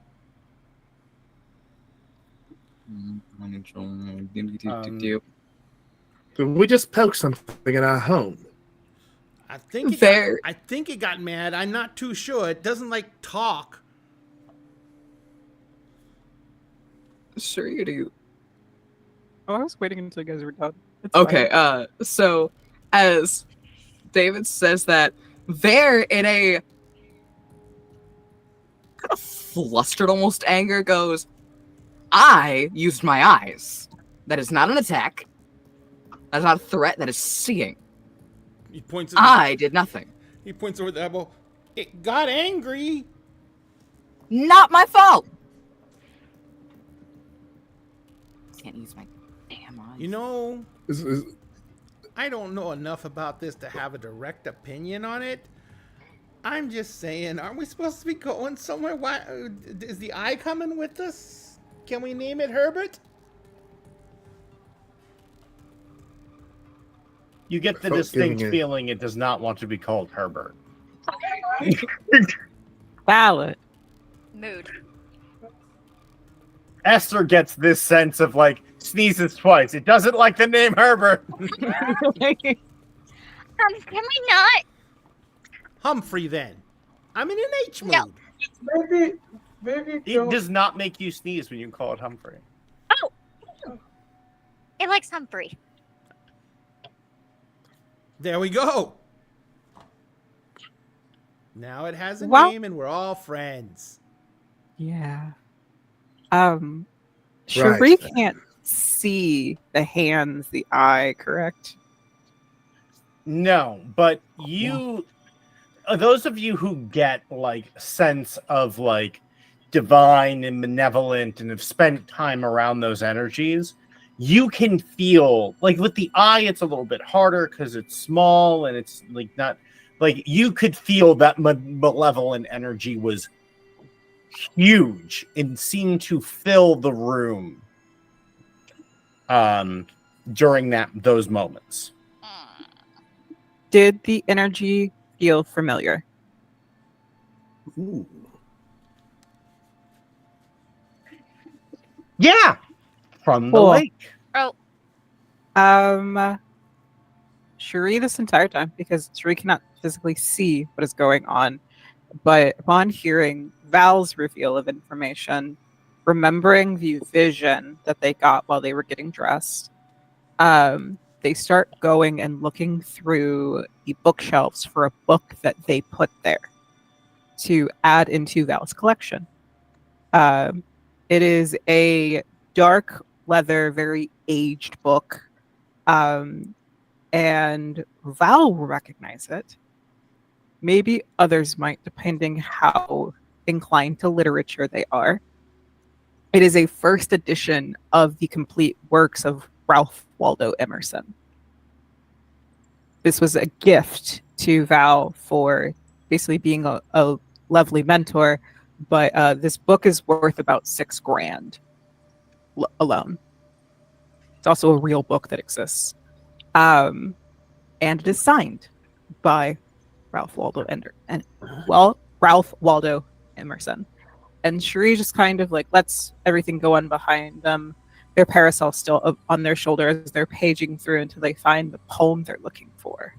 I would like to try to roll charm on this entity that I'm sensing the presence of while she reads this poem.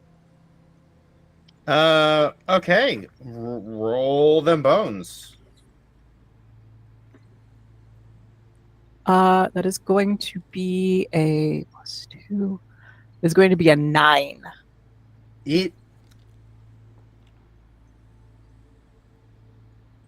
You do not feel that it is swayed.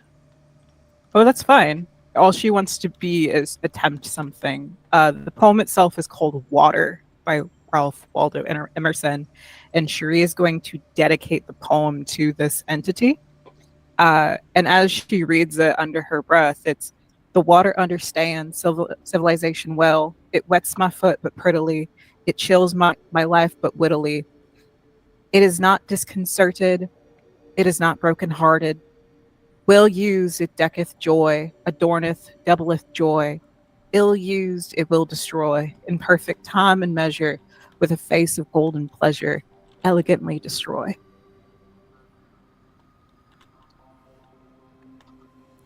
Was that advice for it, or It's a poem. I know it's a poem, but that was some dark shit, and this thing's already in a bad fucking mood. It's a classic. You cannot It is a get a classic. read on how that went. By the That's way, fine. just I didn't know this about the site because I just read the first part of it. I may communicate with and maybe even make deals with the spirit you see, and they give you more opportunities to spot clues when you investigate a mystery. Does that mean that it likes me? It means you can try. I don't know if I You want can to certainly try. try. You, Certainly That's try. valid. you are always welcome to try. I say that to my own players, and then they die.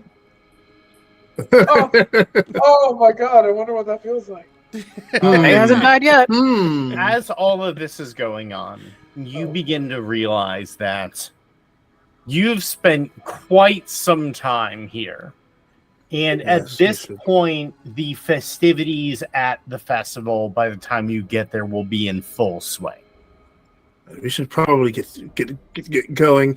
And Val takes the ghost trap. He disconnected it from the proton pack. He's got the pedal and everything, and he's stuffing it into a backpack. We should probably get going if we're going to go. We can deal with whatever this is. Are we taking one vehicle Later. or two? I could also get us there. I'd have to take 2 trips, but I could. Hey, the Civic if- can go any fucking where, so I don't give no Okay. shits. Just as a precaution, we should have at least one vehicle in case somebody gets injured. Can always take the hearse. And he points to his car, which is like a 1967 hearse, like black hearse. David just looks at it and goes, "Hot Rod Lincoln." Right. I would prefer to drive the hearse because it has more space. Of course it is. All right. Okay.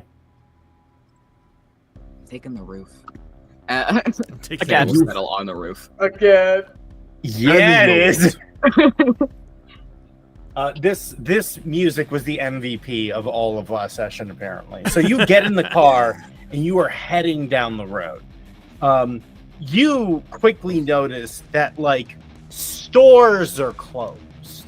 Like everyone is gone and headed to the Big Water Revival.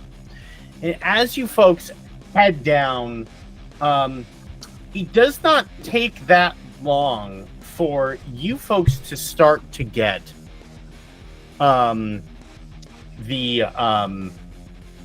like to hear the radio begin to break in and out. And as you get closer, it cuts over, and you hear, "Come on down to Lake Ponchu train. Come down and wade to where the shallows break, and that's where you'll get to see everything the water can be. Come down to the big water revival." And then it makes the same like cutting in and out kind of sound, and it's gone just as quickly as it arrived. Can I note the time? Yes, so you've been tracking this. This is wildly outside of when it would normally be playing. Normally, it would play at rush hour. Mm-hmm. So it would play in the morning when people are generally trying to get to work, and when people are trying to get home. But she'll look at her notes app where she's been tracking it for the past week, and she puts the current time on there. How far off is it from the usual? oh, it's far. So normally that stuff plays at it's definitely normally it plays 5-6 o'clock, right? So it's at this point, because y'all have been getting dressed and getting ready and fighting God. So it's probably closer to 2-3 o'clock. So it's pretty far out there. This one's early then. It is. And if you look at information on when the big water revival is going on, these are the hours leading up to when the revival gets into full swing. Okay. They're playing it early. Isn't that something? But isn't everyone already going to be there? Why do they need to keep talking about it? To lure more people in, outsiders. Because as I stated previously, it kind of has a pull for you to go that way. It's like a hypnotic thing. Usually it plays in the morning at rush hour, in the evening at rush hour. It's about 2 or 3 in the afternoon, so it's a couple hours early. Deliberating on what to do, just replace the change halfway through, then spend another 40 minutes deliberating. Was our whole session. Yeah, we just looked Yes, at this point, you folks pull up to the tent revival. And this is at this point, it's a full-grown fair. There is some rides. There is it's mostly a flea market with a couple of rides and some delicious snacks. And in the back, as you get closer to the water, you see a huge revival tent. You can see that this thing could easily house hundreds and hundreds of people staked out. It's not directly on the water, but it's closer to than the parking, everything else is. And this place is jam-packed. And the first thing you notice is this place is everywhere you look. There are people in white shirts and khakis and black belts with gold belt buckles everywhere. Okay. And they're talking with people. They're buying drinks. You see them on rides. They are everywhere. And at this point, we are going to take our break, I think. We will take 10. Folks, those of you who are watching. Hey, Ray, how many subs have we gotten so far this stream? 3. So this is this is a reminder that this is where, if things haven't gotten weird already, this is how weird things have gotten without us hitting 5. So if we hit 5 subs for this stream, the game gets weirder. At 10, the game gets weirder and potentially more deadly. So if there's any time to give to your local gay weirdos, it's now. Yep. And it's right before Pride, so keep that in mind. help pay the gay weirdos. Help make the angry eyeball even angrier. Help us afford more pride-colored dice. All That right, ladies and hopefully gentlemen, run better. we will be right back in 10 minutes. Thank you so much.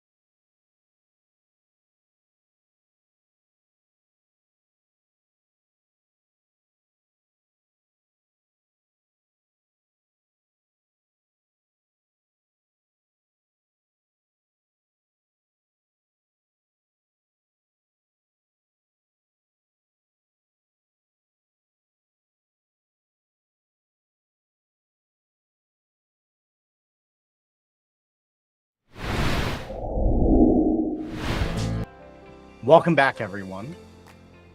We left off, and these wonderful nightmare children are now at a fair, and they're going to have a wonderful time.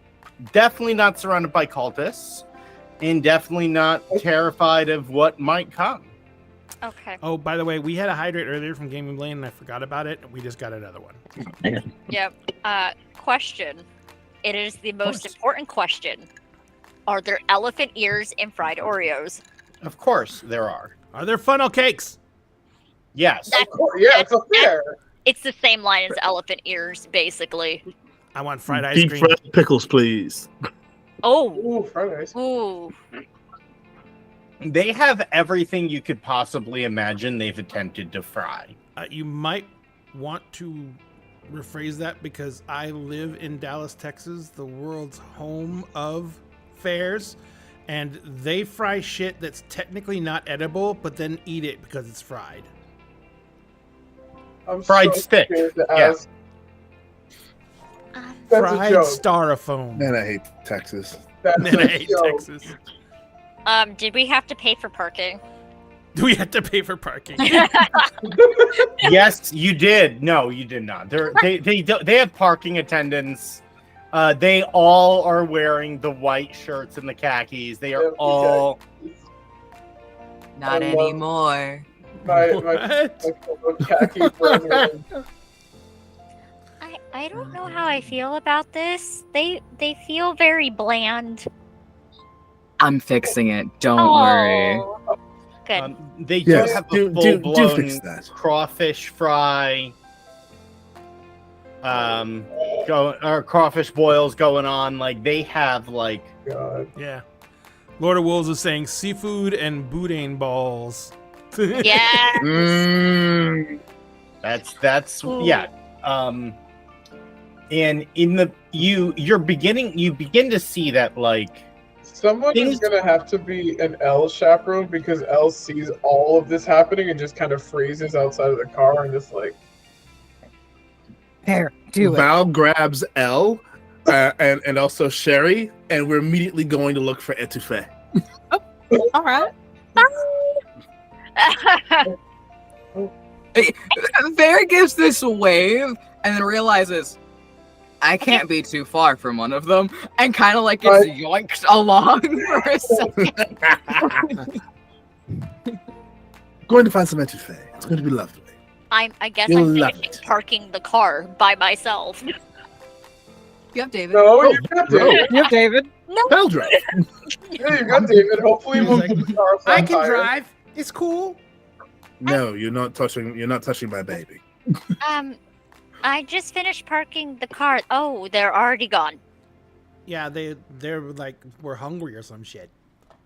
I don't know if it's a good idea to be eating the food, but okay. I mean, it's never a good idea for your cholesterol, but This is like the Fae. If you eat their food, you're part of the cult. I You wouldn't be blink and you're suddenly in khakis. I think being in khakis would kill Bear. I think that would do more damage than the lake monster. and So- David, as they're getting out of the car, because Esther, David like kind of like looks around. He's like just him and Esther, and he looks at Esther, and it's like he just holds his hand out, his arm out. Aw, you're so nice. Yeah, but watch out, the spikes are all sharpened. Okay.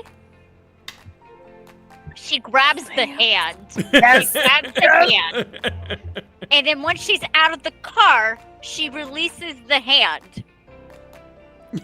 Gotcha. Oh no, I did it out of the car.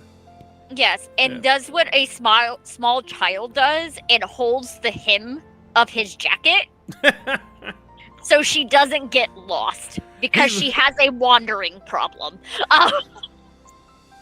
He's like, As the father of a child, that is 100% a valid and real thing to do. as a I father of have two 8 neuro- nieces and nephews, as a, so as a I father get of it. two neurospicy children, yes. Yep. That's what my sister used to do to me when we were younger. So it's one of those things of, yep, it is what it is. My son used to have one of those monkey backpacks with the tail, and Aw. I used to walk him through the mall. Cute. He would be like 45 degrees forward angle, just pulling on that strap. As you folks are heading through, you quickly begin to realize that the momentum of what's going on is starting to shift. Like a lot of the folks that were like that are clearly working the event are starting to head back to the main tent, and people are starting to make their way in that direction. Okay.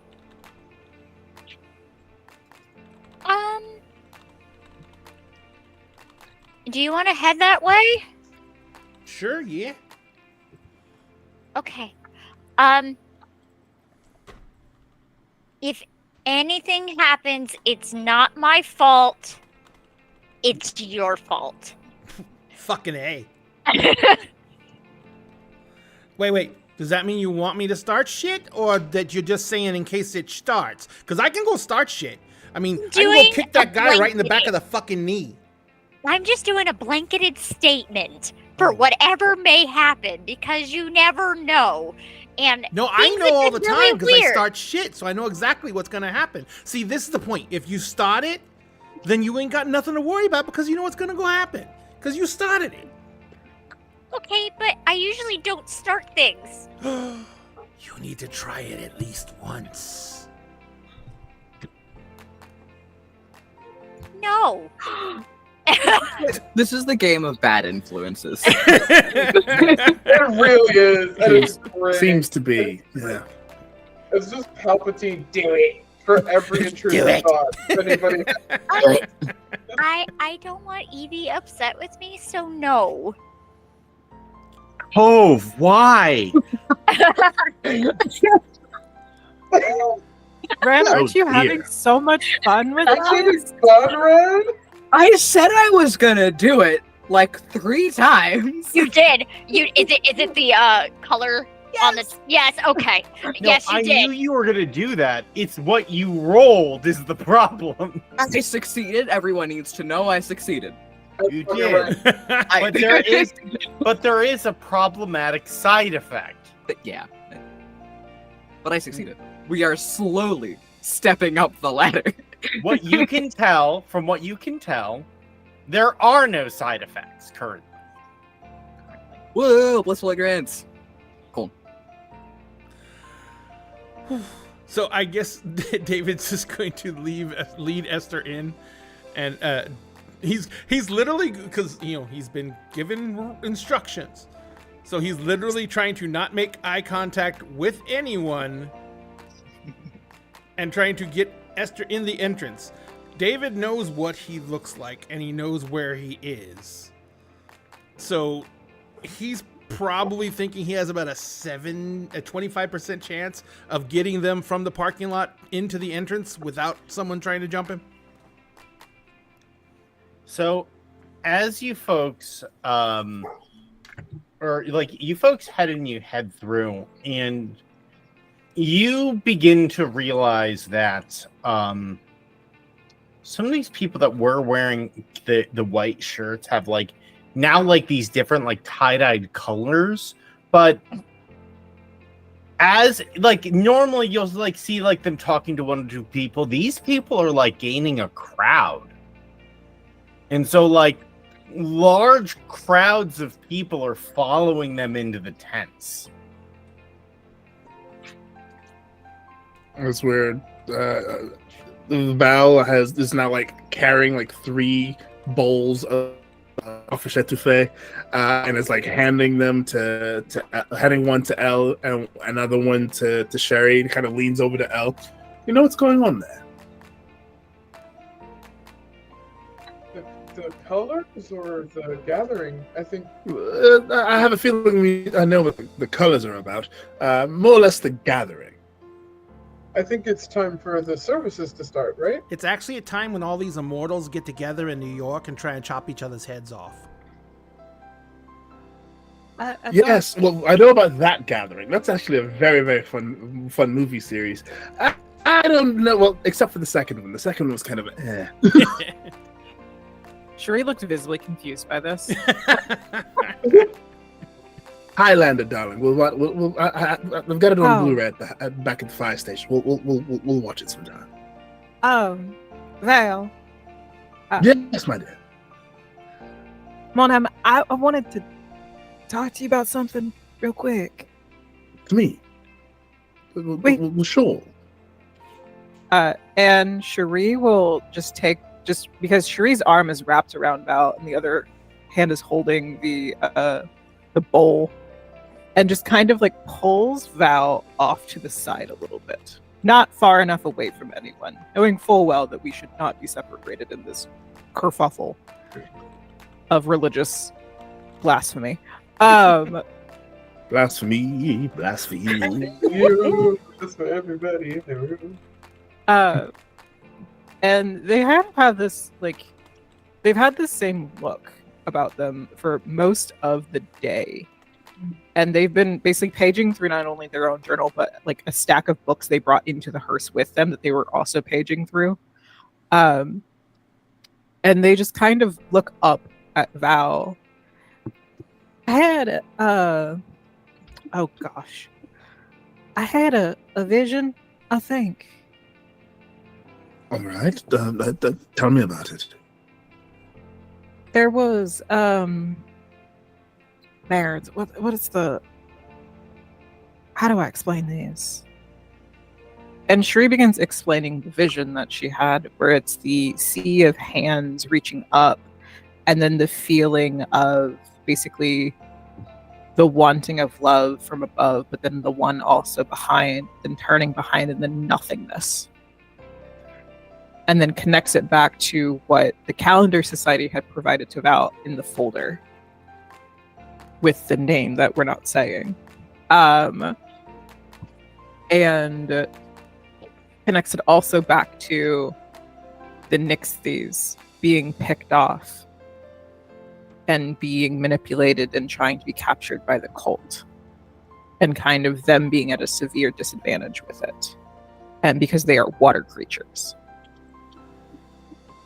And then she kind of just explains all of this very softly at like mostly at a volume so only Val can hear it, and then kind of just that look of curiosity, but also of wanting for insight from someone who has been teaching her things about like the supernatural world itself outside of what the Calendar Society has taught her.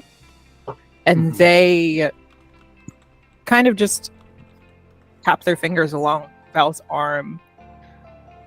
That's it. I mean, I saw that. That was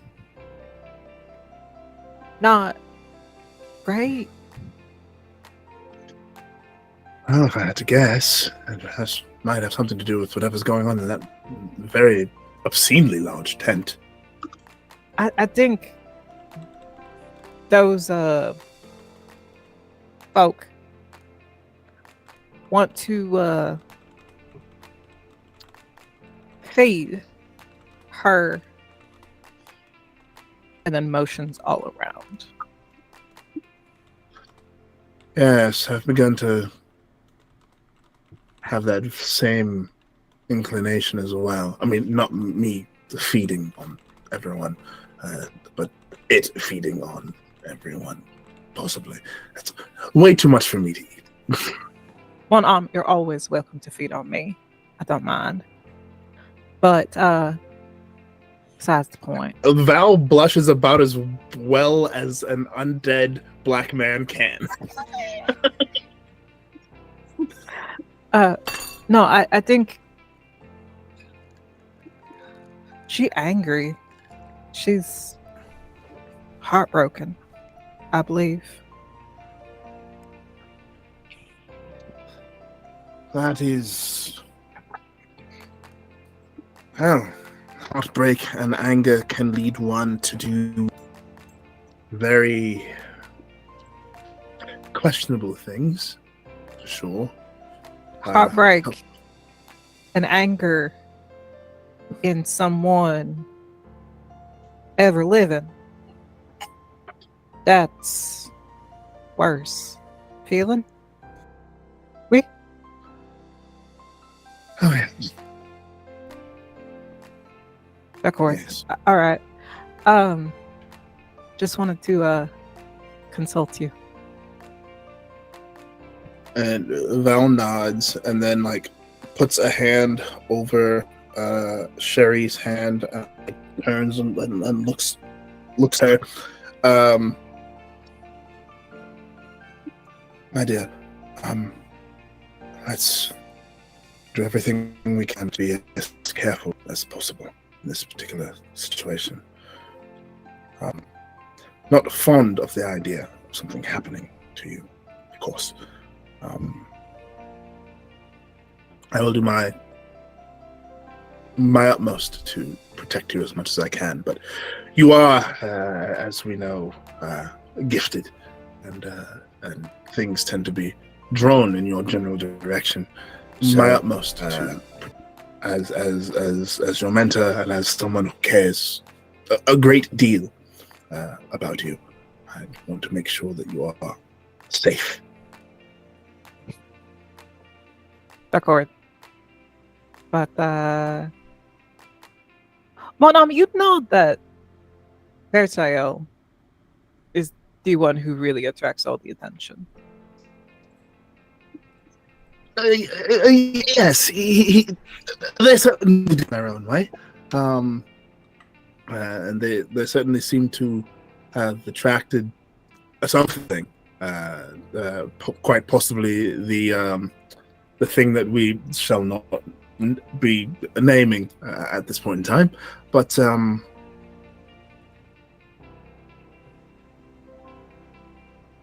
if by my blood I can keep you safe, I will do so. If by my blade I can keep you safe, I will do so, Monam. And you know that whenever she said, what does Valentine speak French? Yes. Valentine will He's know. 2,000 years old. He absolutely speaks French. Listen, I got a check.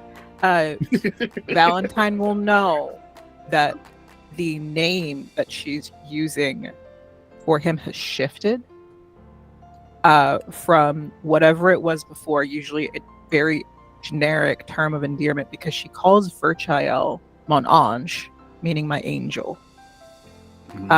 She calls Esther mon ami, meaning my friend.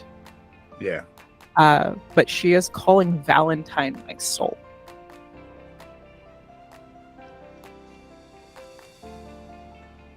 And I think in this moment, like, Valentine probably notices that for the first time.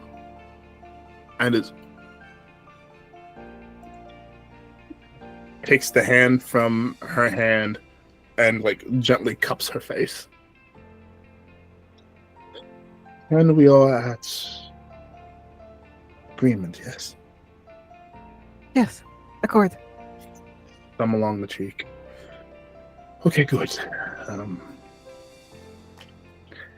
However this turns out, I think it is a good idea that you and I have a sit down, maybe a dinner or something, and we talk.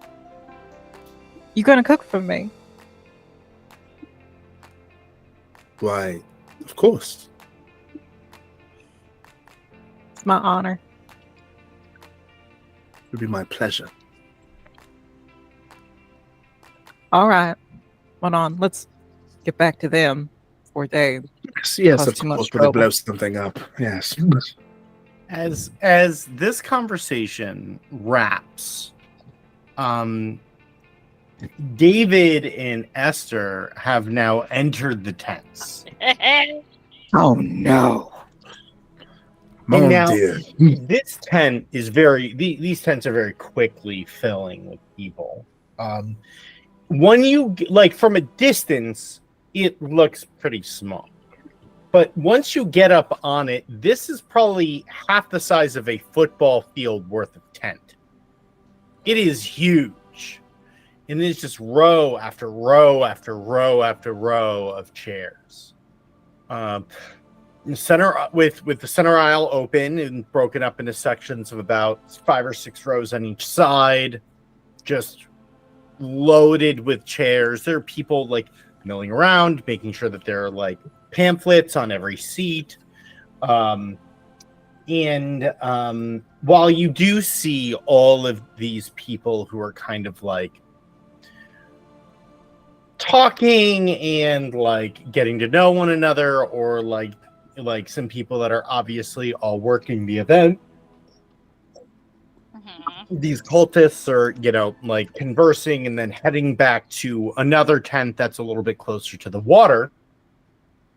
You do see way up towards the front, there is a man dressed in, a very plain black suit, very short hair, clean shaven, with an old, like very well tabbed and marked book, who's like talking to people up front in what seems like a very engaged and focused way.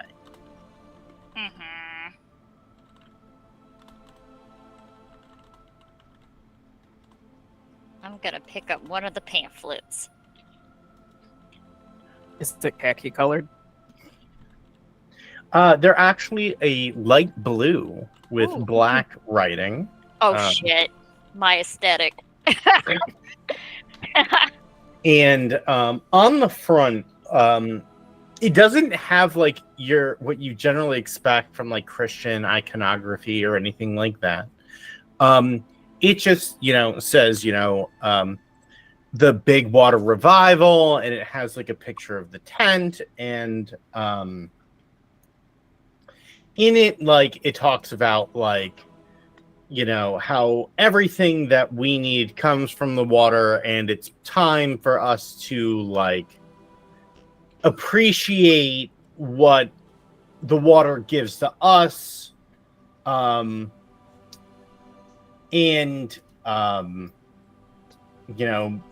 pastor is going to be speaking to these most important things. The pastor's name is Andrew V. Andrew. Okay. One other thing she is going to check. She's going to pull out her cell phone. What does her cell service look like? Oh, there's none. Oh, boy. Not a bar. She's going to nudge David. And David kind of is looking around.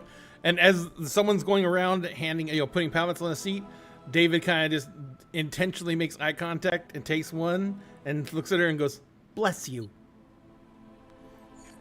And then he looks back at Esther and he's like, "What's wrong?" There's no cell service. Okay. That's bad, right? I mean, we can't call for help if we get in trouble, but they can't call for help if we decide everyone here has to die. What? Oh, nothing. It's all right. We're fine. Why did I get stuck with you again? You needed to relax, so they figured being with me would help you step out of your shell. You're giving me anxiety. Well, stepping out of your shell can be a very anxiety-ridden situation. We're going to take it a little bit slower, so we're not going to kill anyone. I'm usually out of my shell. You're the one that puts me back in it. Oh, that's not good. How can we make that better? You're not a woman. I'm not looking to date you. I'm just trying to make you feel at ease in this situation where we may have to murder hundreds of people. Okay, let me explain something to you. Okay. He sits down in a chair. Okay, have you heard of the bear and the man thing that's been going around lately? Yeah. No, yeah, I heard of that. That's shitty, yeah. The bear every time.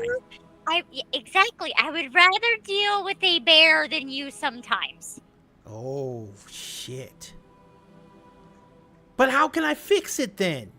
Stop swearing so much. How can I fix it another way?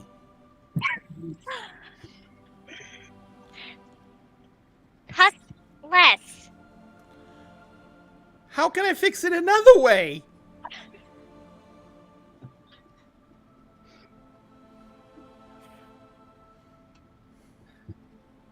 He gets down on his knees. Please. The moment you get down on your knees, everybody turns to the two of you because they think it's a proposal. No. She just looks at David. No. It's like, Very what? loudly says no. He's like, there's no other way? No. I can never say them again? No, I said Pusselak, not completely cut it out of your vocabulary. But that's the same thing. Wow, we really... You know what I'm going to get you for Christmas? Thesaurus? Yes, and a dictionary. Why do I need a dictionary? I know words. Questionable. The fuck? What did she just say? What did she just say? Let's go fight everyone else. You're making me sad. So as like this is going on, the man in the blazer comes down the aisle. And how are y'all doing today? Oh, you got Alright, more clothes on. You're probably in charge. Well, I can certainly tell you, I don't make my living taking my clothes off, at least not in a long time. And he starts laughing, and it's kind of infectious. Other people start laughing around him. The name's not Andrew. creepy at all. The name's Andrew. It's nice to meet y'all. Andrew, I'm David. David holds out his hand and then has to flick all the spikes off the back of his hand so he can actually shake hands. He does not seem taken back by the spikes at all. And just actually like grabs your hand, then uses his other hand to like clasp the back of David's hand. Mm-hmm. Says, "It's very good to have you, David. Where are you from? I'm detecting a little bit of an accent that I can't quite place. But mainly Jersey. You know, I haven't been further north in Missouri myself, but I hear a lot of very interesting things about Jersey. Yeah, it's a pit. I can't say that I've heard that, but I'll have to take your word for it. Oh, you should. Don't even bother. And, I mean, unless you like, landfills and chemical plants, and obnoxious landlords and super high rent. I'm certainly not a fan of any of those things, especially not the rent. And he, lets your hand go, and he looks over at Esther and goes, "How about you? How are you doing?" I'm doing all right. How are you? I'm just fine on this beautiful day. I'm very excited for this evening service, and I'm happy that you folks have seen fit to join us. Mm-hmm. Is this your first time? And like, as you're like kind of like looking around and like trying to like not make eye contact, whenever you come back, he is looking in the same exact spot the entire time. Like it's almost like it's almost like he's looking through you. It's very uncomfortable. Is this your first time at one of our services? Yes. I would think so. Well, I have to thank you so much. We have been working so hard to, prepare all the entertainment, to make sure that people can come in here in the best light possible. Where they are feeling good and they can really embrace the good word. So what is the good word? Well, and he leans in really close and he goes, "No spoilers there, David. You're going to have to wait like everybody else." I'm so impatient, though. That must be a Jersey thing, and he winks. Pretty much. So would y'all like a seat up at the front? I can save you and your friends, is it just the two of you? Or are you here with others? It's just the two of us. Would y'all like a seat at the front? I can certainly save you some. I prefer sitting in the back. I do not like sitting in front of a bunch of people. Crowd anxiety. Well, we do also have some. If the rows aren't going to work for you, we also have some other seats that are stacked up in the back. Feel free to grab yourself on and find you a place where you'll be good and comfortable. Perfect. All right. Well, thank you, folks, for being here. If you need me, just come and find me. Ren? Hmm. Is there anything here that is not visible to anyone else?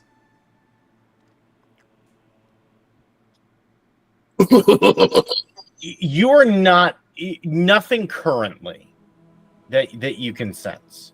Are you trying to get anything off of him? Yes, I'm looking for magical auras, etc.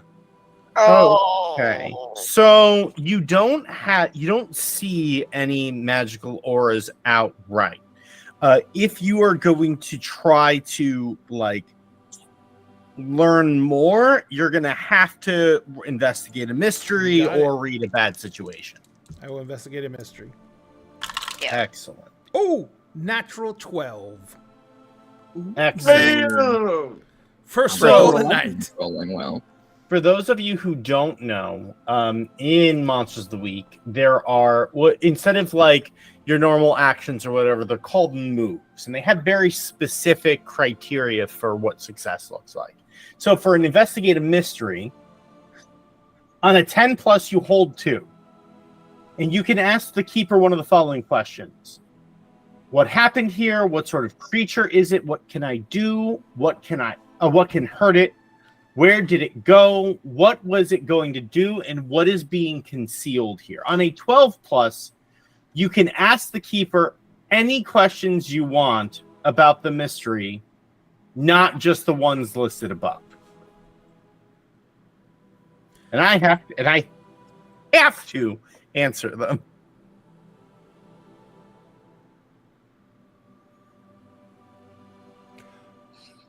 Who do all these people... No, sorry. Who's in charge of all these people? The cultists, not the... No, I know. It takes just a moment. And it's definitely not something that you are reading off of him. Whenever he looks around and he laughs, you hear a chorus of laughter. And when you look around, it's all of the cultists. As a matter of fact, you're noticing that people are laughing that very clearly could not have heard what was being said. So they notice that other cultists are laughing, and those cultists are close to Andrew. And because of that, they are echoing that sentiment. That is the person, 100% sure. Do I still get 2 questions? You absolutely do. Okay. What is Andrew? Andrew is a man. Well, shit. Andrew is a person. You are not getting any... Andrew is not magic. Andrew as an individual is not a being or a creature or a thing. Okay. Andrew is a man holding a book. And even that book, you're not getting magical vibes off of right now. It's just a man being a creepy cult leader. I would like to point out the usage of the words "right now." I will always say that, whether or not it will be later, because it always covers me either way. That's fair. That's fair. And Andrew's moving on now, right? He's starting to, but you can't stop him. No. I'm gonna take Esther, kind of by the elbow a little bit, and said, why don't we go find some seats? Mm-hmm. And she just has a look on her face, and her voice is lowered. Why did you give him your name? I just gave him one of them. You still gave a name. It's like, yeah, it's expected. It's like I hope it doesn't bite you in the butt later. something probably will. I like it like that. Anyway, but he says, let's go find everyone else, because that whatever's going on here, there's only one brain, and it's that guy's. And he's just a normal person, so I don't know how he's influencing all those other cultists. I didn't see nothing on him. No magic, no spirits, no nothing. I wasn't having an allergy fit, so...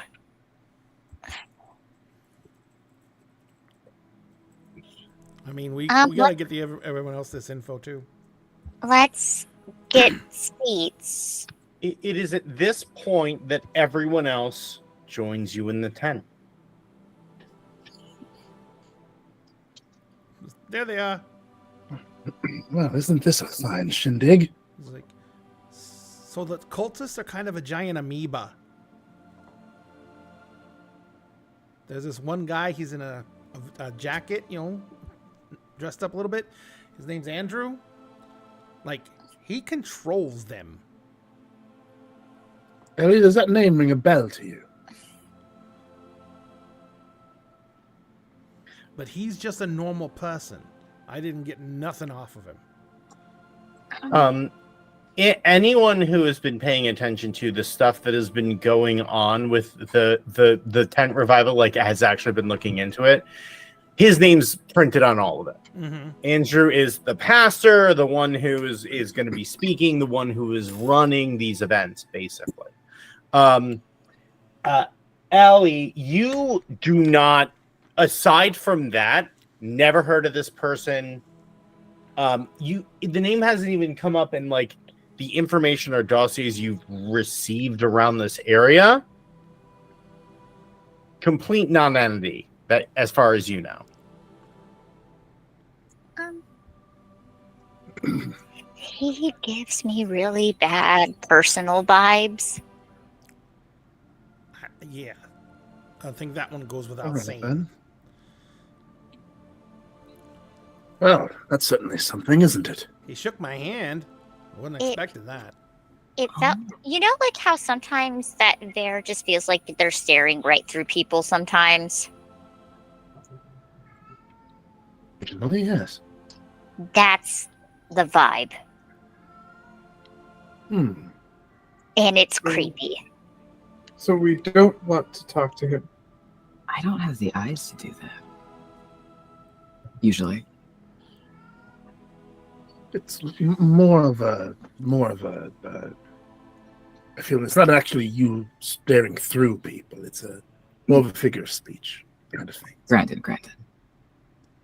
I mean, we could punch a hole Mortals a through him, chock-a-block, and then we could stare full of through him. Also, a lot of people in here thought David was proposing to me. Did you propose? Huh? Did you? Did you Not propose? that I know Oh. of, Esther. I'm sorry. You Did I were- miss something? you If there's were- feelings there, I'm willing to explore it. But I've been all work this trip. No. So you know how I told you needed to stop swearing so much and then you dropped to your knees? Everyone thought that was a proposal. That's a weird proposal because I was on both my knees, not one knee. So maybe they just thought I was begging you. Sometimes some folk do the two knees. It's and then like turns to their mortals and their rituals. Yeah, You're one to talk. Ooh, yeah. But being mortal, having like you just to be such a thing. Also, David gave one of his names to the guy too. Why would you do gave that? him the name David. David. Well, it's just being polite, right? He pulls out his wallet and starts pulling out IDs. David Acosta, David Sardine, David Tuneza, David Why? Rodriguez. Why do you keep This giving ain't gonna names? fly. Why He throws it do over you his keep shoulder. giving names? Why do you keep giving names? Stop it. Stop it. Names have power. If you know someone's true name, in certain instances, you have control over them. Oh, that's why I never give my actual name. Okay, maybe my partner needs to Good have to a know. sit-down conversation Very with good. David about how dumb you're being about giving your name. Do I have to propose to him? No. No. I'm just getting the I have a rules feeling down. that Why is wouldn't everyone work always either. I yelling mean- at me? I didn't. No, not you. You've been nice. She actually looks annoyed at the thought of David doing that. Esther, mon ami. It's all right. Oh, also, we have no cell service. Yeah, that's a thing. Pulls out cell phone, looks. Oh. I wonder if I can divinely give cell phone service. That's something I haven't tried. Over the speakers, you hear, "All right, everybody, if you could all just find your seats, we're about to begin." We're sitting in the back. We'll Elle join you. is gonna go to get a seat in the aisle and is gonna genuflect really quickly, which is like kind of bow, kind of bend the knee, not fully kneel, but just be like, okay, we're sitting down for service. What? With us, Al. What? This is With us. some. So- Yeah, no. so- Elle then goes to take a seat, but they have to do that before they sit down. The way you function is fascinating. Do you just supplicate to any deity? Because that's kind of what it seems like. You're not very Well- picky. Well, this is a church service. I mean, they're not Catholic, but you know. But same isn't- same God-ish. Is They're it? newer. I mean, they're not the same god at all. No. I've met him. They're not the same. This Wait, is so the entirely- Protestants made their own? I mean there are multiple different gods. This god is Everyone makes their Not- own god. I'm sorry, what's a Depends. Protestant? Oh, I mean, it's, Christian, but like the new ones that don't, follow the older ways. Like Diet Catholic. Oh, no, there's no Catholic. diet. Well, Would you yes, say- there's Catholic and then everyone else. Protestant. Actually, Diet Catholic is Anglican, not gonna lie. That's I was fair. gonna say- That's Honestly, fair. Diet That's Catholic fair. is just Catholic, but going to like 3 masses a year and doing confession once every 10. I was gonna say Protestant is Catholic, but on a budget. Yeah, we're gonna have to talk about Catholic with- what god you Catholic actually with try to no- follow. No aesthetic. Okay, that's what Protestant is. Yeah, we're gonna have to talk about what god you actually try to follow because that does matter because they do actually exist. And I'm Yeah. curious. Well, of course. I mean, the All Mother is promised to one. Sherry? Shuri is going to, because Shuri is still on Kyle's arm and it has attached to also Attachments. for child. And is sitting in between the two of them, and is just going to pull the two of them into a moment and just say, "You two see anything that matches the carvings from that thing that we broke last time, or David broke?" Ooh, I'd like to investigate a mystery and see if I see anything like that. Can I give the help? Yeah. So Device. take one again on that. Sweet. Forget how Monster of the Week works with help. What? I mean, I'm just gonna give Ooh. one again on it. I don't think I should look. I can. Wait. You know how it feels about Fair looking at things. I can. With the help, that totals 12. Yo, So you hold 2, and you can ask me any questions I want, not just the ones listed above. Okay. So the first question will be: is there any iconography that matches what Diamond what Sherry asked about? The Oh, statue it's hidden what have you. basically everywhere. It's very well hidden. It's like in like the banners, in like even in like if you take your phone and you scan the barcode on the back of these the pamphlets, the iconography comes up. It's everywhere. Interesting. It's like you notice that like something's like etched, like it looks like someone was bored in church and carved into a chair. When you run your thumb over it, you realize it's an imprint of it. It's basically, this iconography is basically everywhere.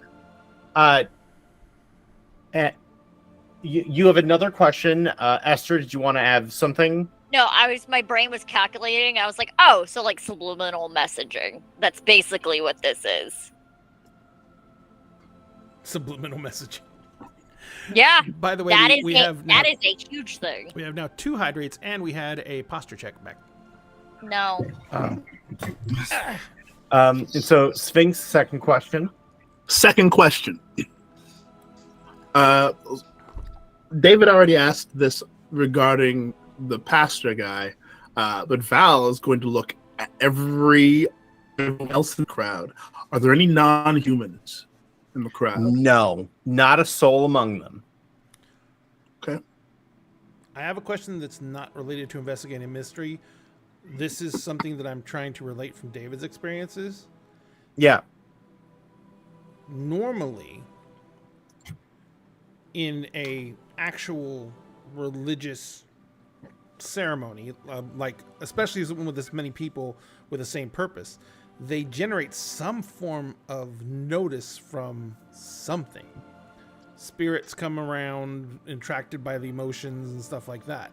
There is nothing here.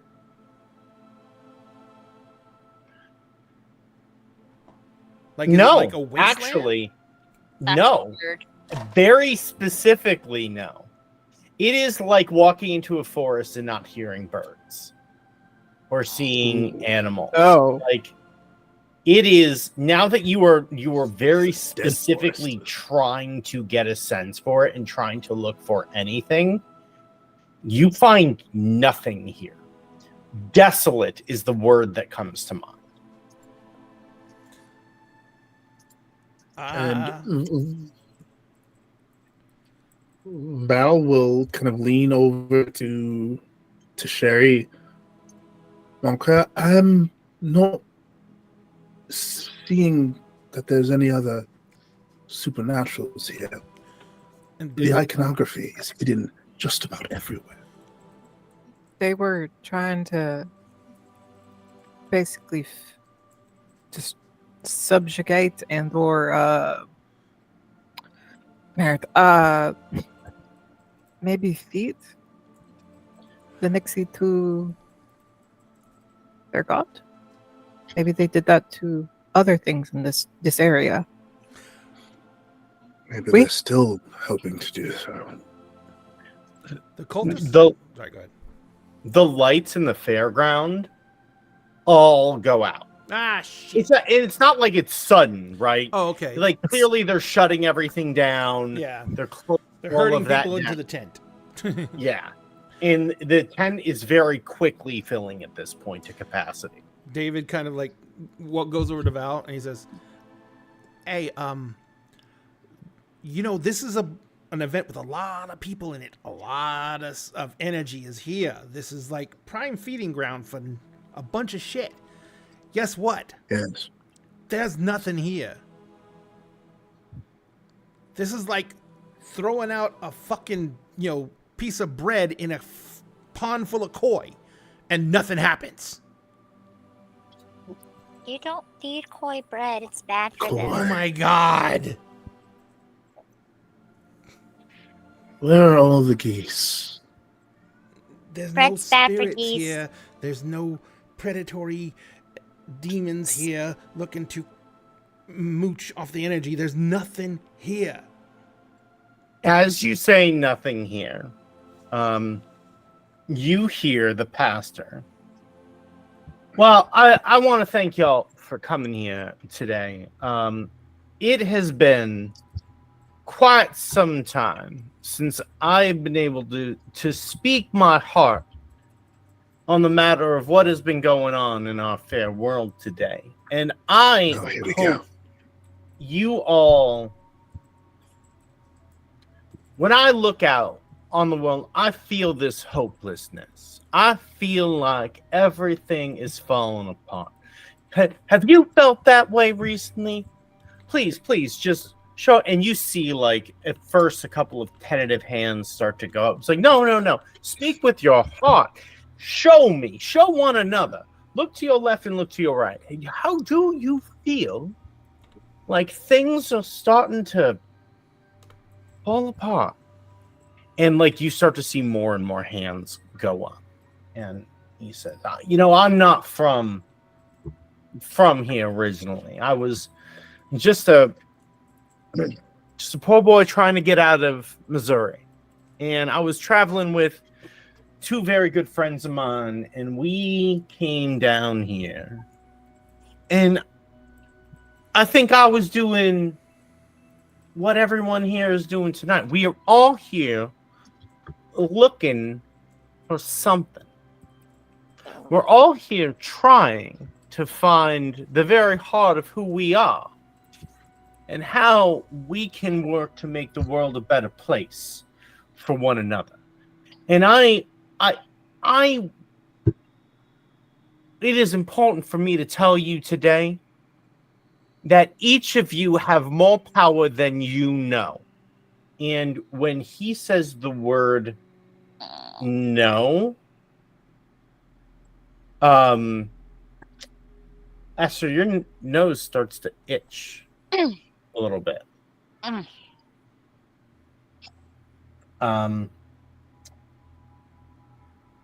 So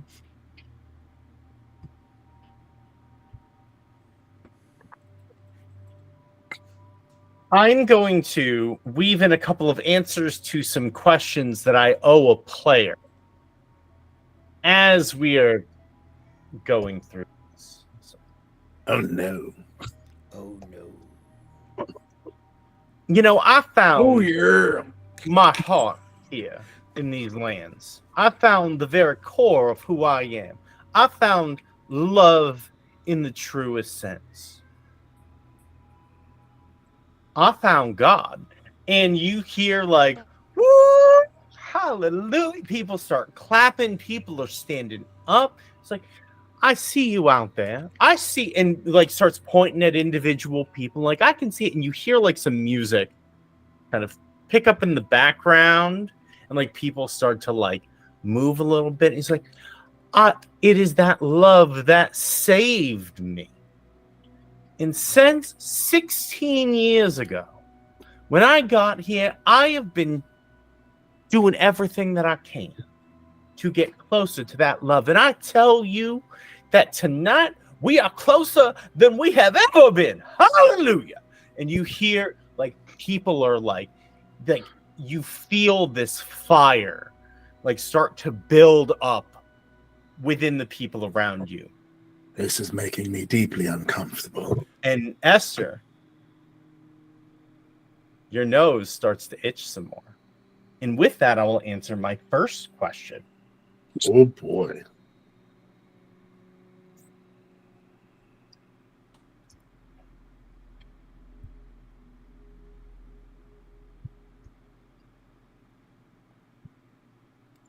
The best way to protect the victims in this situation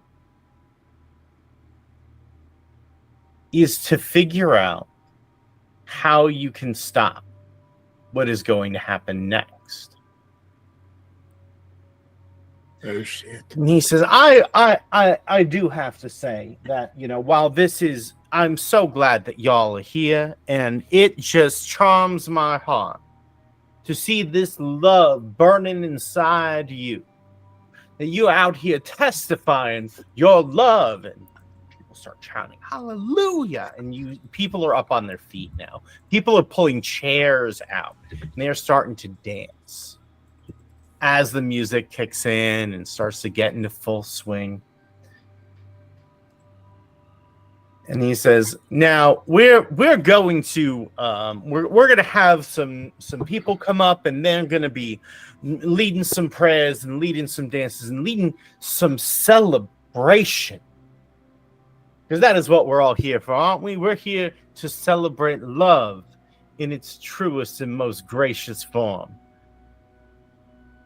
And I will say, anyone who is interested in joining and becoming a parishioner, we will be having a very special service that will be going on in just a couple of days' time, right here on the water's edge. And so, if you want to be close to God, if you want to feel God envelop you and truly change you, then please step up right now. And people are up on their feet and they are lining up. Ella's gonna stand up. Elle is sitting back down. How bad are my allergies feeling? You're right there. And now I'm going to answer the second question. Come on, man. Which is, what is our best course of action here according to our goals? So your goals is to stop whatever horrible thing is going to happen. In order to do that, you need to get up and start looking right now. And with that, Andrew heads out the back of the tent.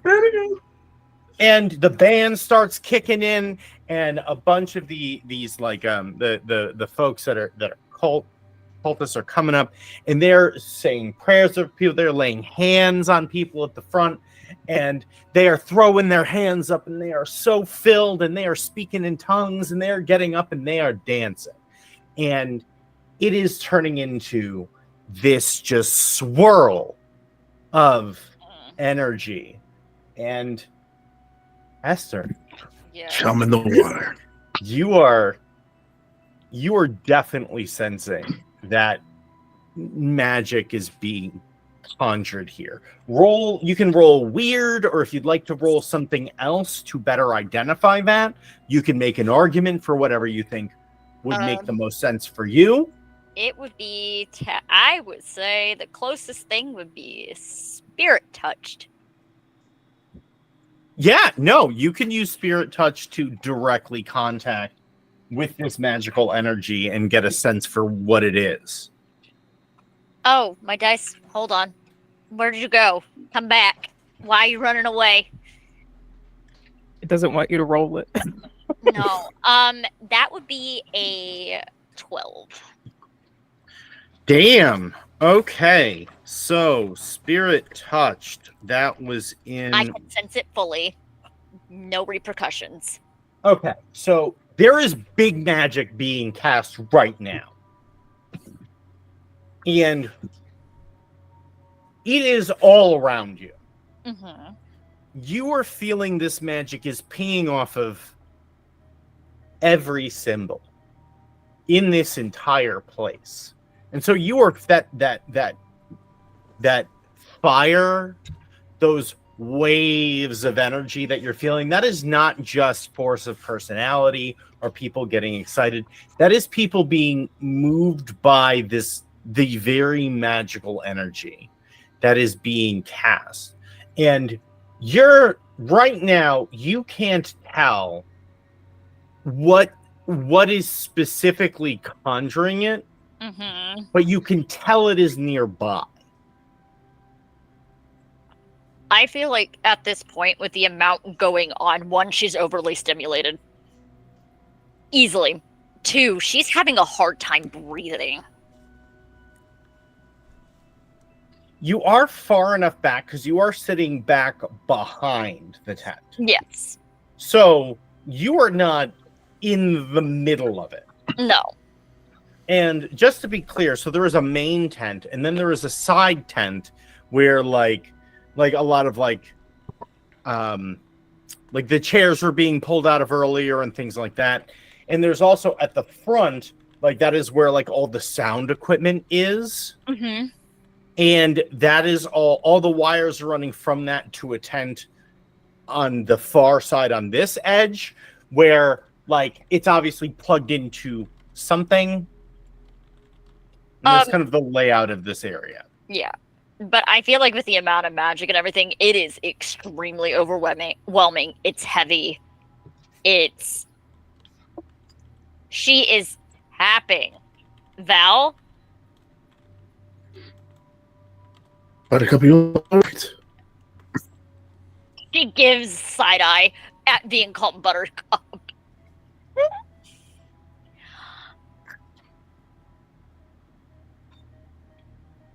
Whatever the the symbols are, we need to destroy it, and we need to stop whatever sound music or anything, because what is happening in here, I'm having a hard time breathing. The symbols are everywhere, so basically we burn Unplug it all the down. music. Yeah, unplug the music. Get the people. Whatever Val it is. just gets up and starts heading towards wherever the speakers are. No way, I have something better and faster. Oh, Well, okay, so Valentine gets up and starts heading in that direction. Is anyone instantly getting up and moving in that direction with Val? David's going to make for the nearest set of symbols. So It's literally, it is on every chair, every poster, never every mind. post. Forgot. They're everywhere. Yeah. Then David will go after Val. Okay. So you two are heading in that direction. But before you get too far, Ellie, what is your plan? You mean me or Diamond? Oh, no, you. L is how you Yeah. say L. L, not Ellie. It's just Well, L. Yeah. I had Ellie written down here for some So it's reason. ELLE, but it's just L. Yeah. Oh, yes. L. Yes, it's L. L has a crossbow. Can L just shoot the speakers? That's faster. There are a lot of speakers, but you Yeah, can but at least start. some of them. Yeah. Yeah. So Okay, you're in cool. the. Okay. Choices. So, as you load your crossbow, Uh-huh. the sound that is coming through the speakers, Esther, you are starting to hear those same sounds from the pirate radio station. oh, she's now tugging on their sleeve. Elle, go ahead and shoot your crossbow. So would this be? This would be kick some ass or anything else? Yeah, I believe that would be it. Okay, yes, this. We're in a tent, right? Yep. Mm-hmm. Well, you folks are on the back end of the tent. The tent is like half a football field. But it is a wall. tent. Yes? Yes. Cool. I got a 9. Yeah, you hit the first speaker. It crackles and stops working. Okay. David just goes, "Oh, fuck this. That's enough of this shit."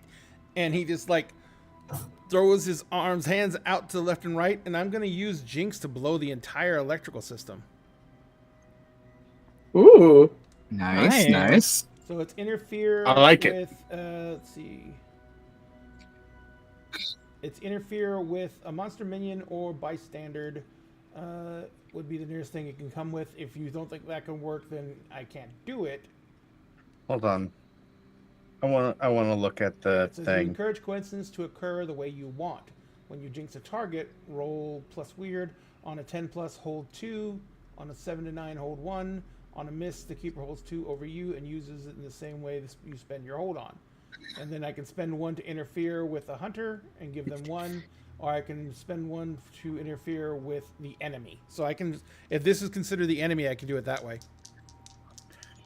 Hold on.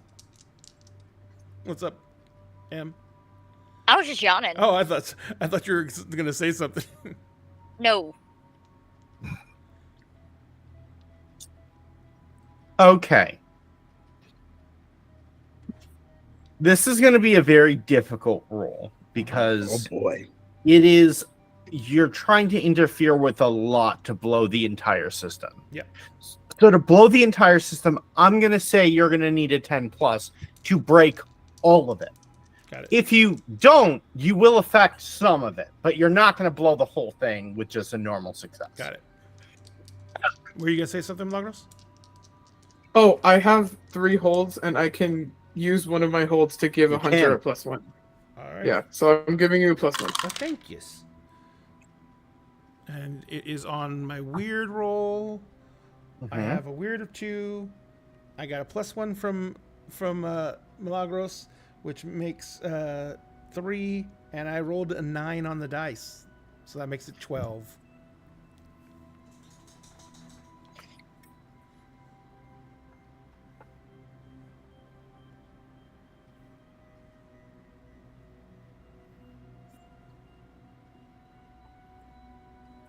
Odds or evens? Oh, God. It's David. That rolled out of it directly onto the floor. I'm going to roll a different die. Oh, God. You said odds, correct? Yes. Okay. You hold your hands out, and the speakers pop row after row after row after row. And soon, all of those speakers on both sides are completely blown out.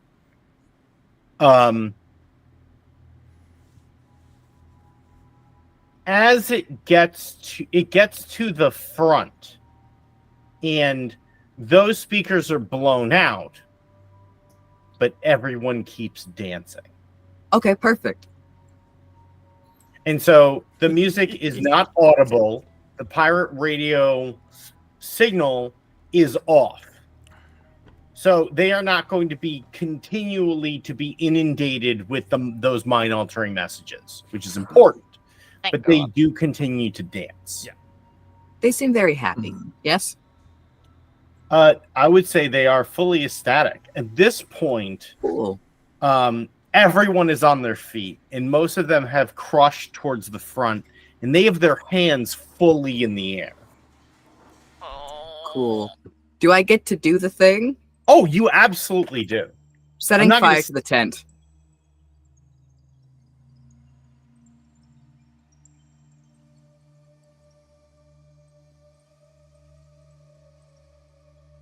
Right, I was hoping for that, but yeah. Guess not. That would make some things happen for sure. Perfect. Here Bold we of go. you to assume they're not in conjunction with one another. That's Because in fair. order to That's magically set fire to a tent, also being not afraid moment kind of coincides. Okay. You do that. It's a tent. The tent is not being actively attended to. So there's nothing stopping you from lighting it on fire. Okay.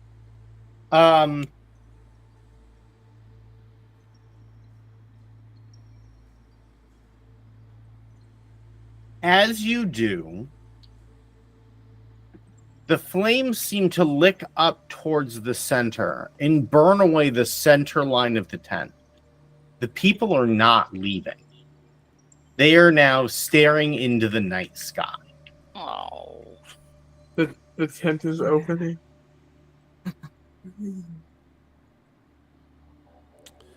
Val, remembering what Sherry told him about the vision, stops where he is, turns to Sherry, rips off sunglasses, black eyes just wide, basically like question mark on his face. Like, is this what you were saying? Is this what you saw? Is this what I saw? This is That's what his face asking. Yeah. What you are watching right now is it is coming true. It is actively coming true. It is not over yet, but it is whatever is. This ritual is almost complete. And And sure, wherever the big magic is being cast from has not been interrupted yet.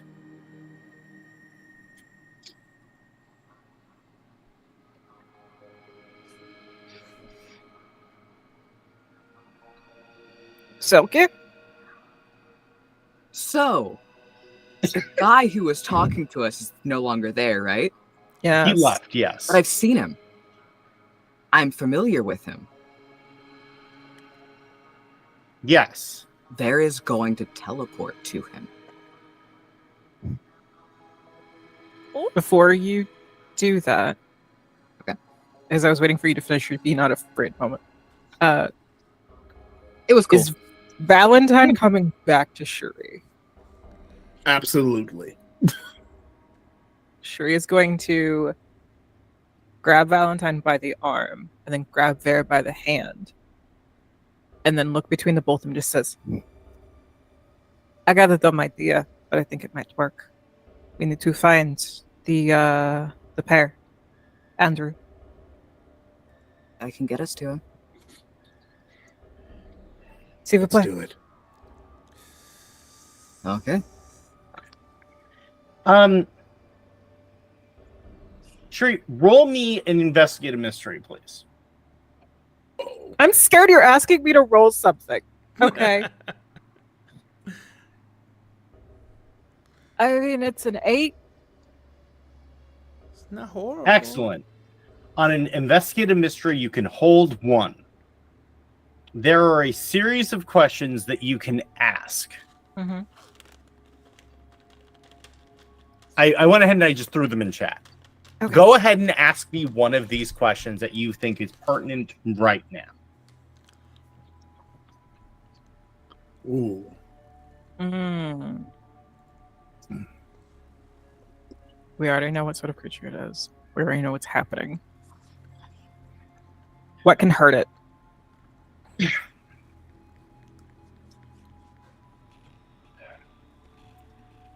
The big magic is not being cast in here. Mm-hmm.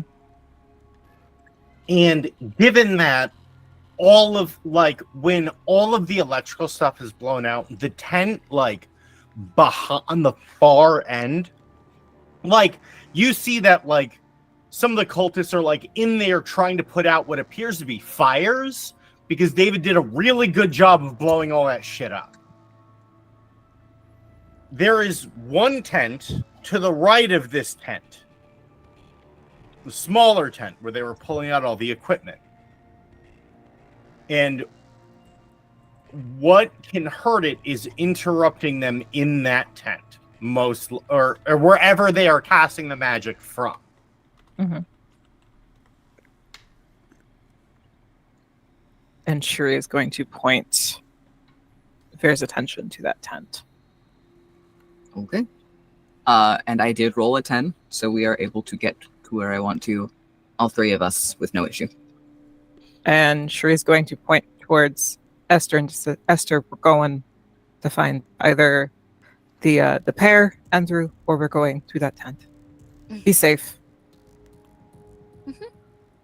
And she's going to blow Esther a kiss. And then... So, we're teleporting where? So if Cherie has pointed out the tent is where we need to go, then the tent is where we are going. Okay. As you do that, one of the people on stage stands up on the smoking, destroyed stuff and leans forward and points at them and says, "Testify and give your will to the water." As he says that, you teleport right in front of the tent. What do you do? I can set fire to a second tent. I think we need to go into the tent and take care of whatever is inside of it. Yeah, Val's pulling out the sword. There is going to stand behind Val and Cherie. Very specifically, is going to. They are together. They are in front. Wings are out, and he's going to defer to them on action. Okay. Yeah, Val heads into the tent like sword at the ready. There are a group of cultists who are sitting in a circle with their hands kind of clasped together. And in front of them, there is like a swirling eddy that is rising out of this basin. And it is basically swirling up, almost reaching the top of the tent. And from what you can tell, it is like when the basin is empty, that like it is the basin is so close to empty that the timing seems just a little too good. That must be how this ritual resolves. One of them looks up at you, and it's that knowing look of, but we're so fucking close. And they grab harder onto the hands around them, and they start praying louder.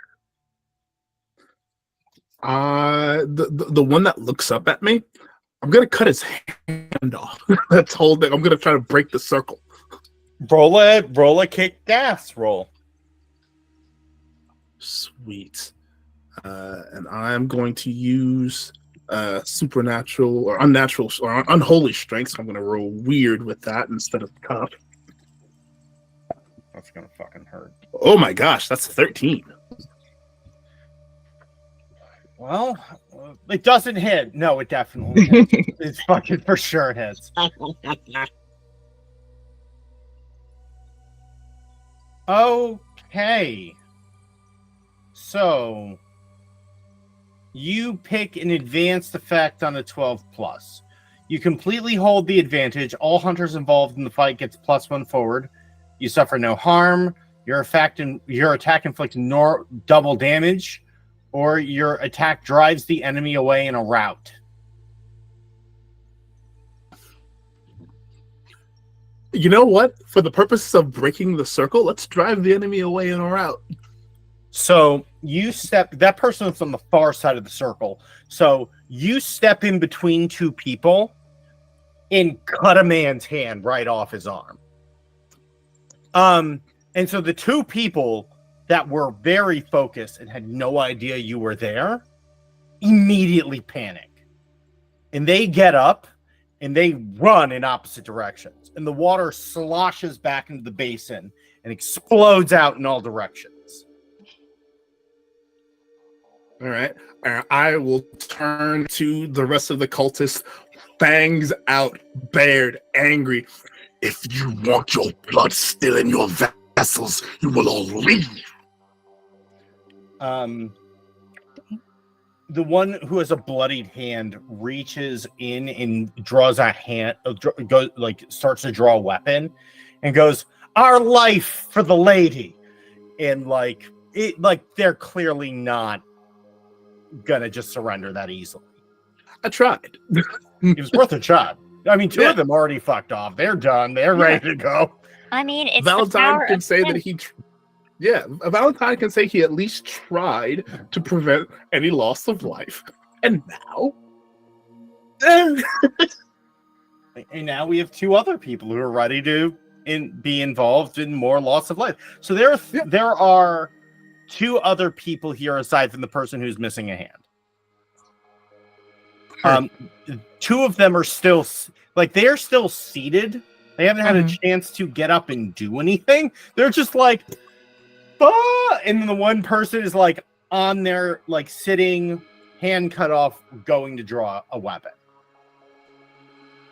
No, they weren't even doing this standing. They were relaxing. Nope. They were just chilling. God.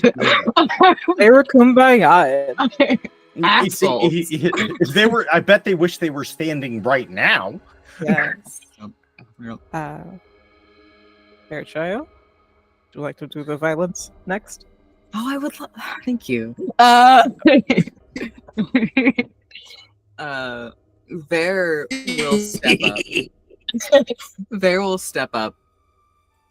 And is going to very nonchalantly step up to one of them in front of them. And almost in a gentle caress is going to touch their face. And it's going to smile and go, "I've had a very bad day." And I'm going to use magic I'm gonna hold on. Leave me alone. So I'm trying.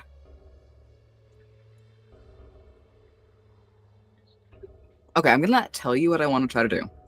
And I'm gonna let you tell me how this, like, what I should roll for this. Because the goal is to very supernatural angel-esque dump celestial energy into them and essentially burn them from the inside out. Yeah. Do you have lay on hands? Yeah. Okay, so you're going to use lay on hands, but you're going to roll weird instead of cool. Okay. Yeah. That is so creative. There's my good rolls. Hello. Yeah. Cool. That's a 13. So on a 10 plus, you would do heal 2 harm or an illness plus they're stabilized. So in this case, you're going to do 2 harm plus they're paralyzed, as they are basically being consumed by divine fire and are just writhing in agony. Does that seems like the inverse? That seems fair. Can I add one flavor thing to it? Of course you can. So, as the gentle caress turns into, them being consumed by pain from the inside out, and there's that glow there, the wings splay out to their absolute full wingspan, which is fucking massive. Because, again, remember, the wings are the large part of their body, and compared to that, their body is actually fairly small. And the eyes open, and you get the full effect of the be not afraid situation, except there isn't any comforting presence. It is as though an angel of massacre has come to take him personally.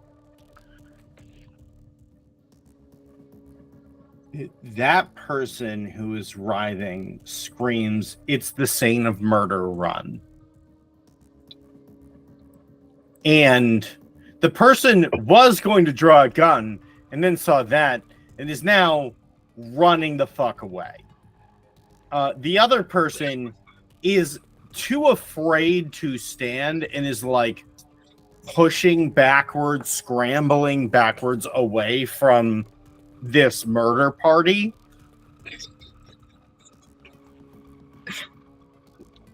It's Cherie. What are you up to? Cherie does not have out her starlight metal rapier.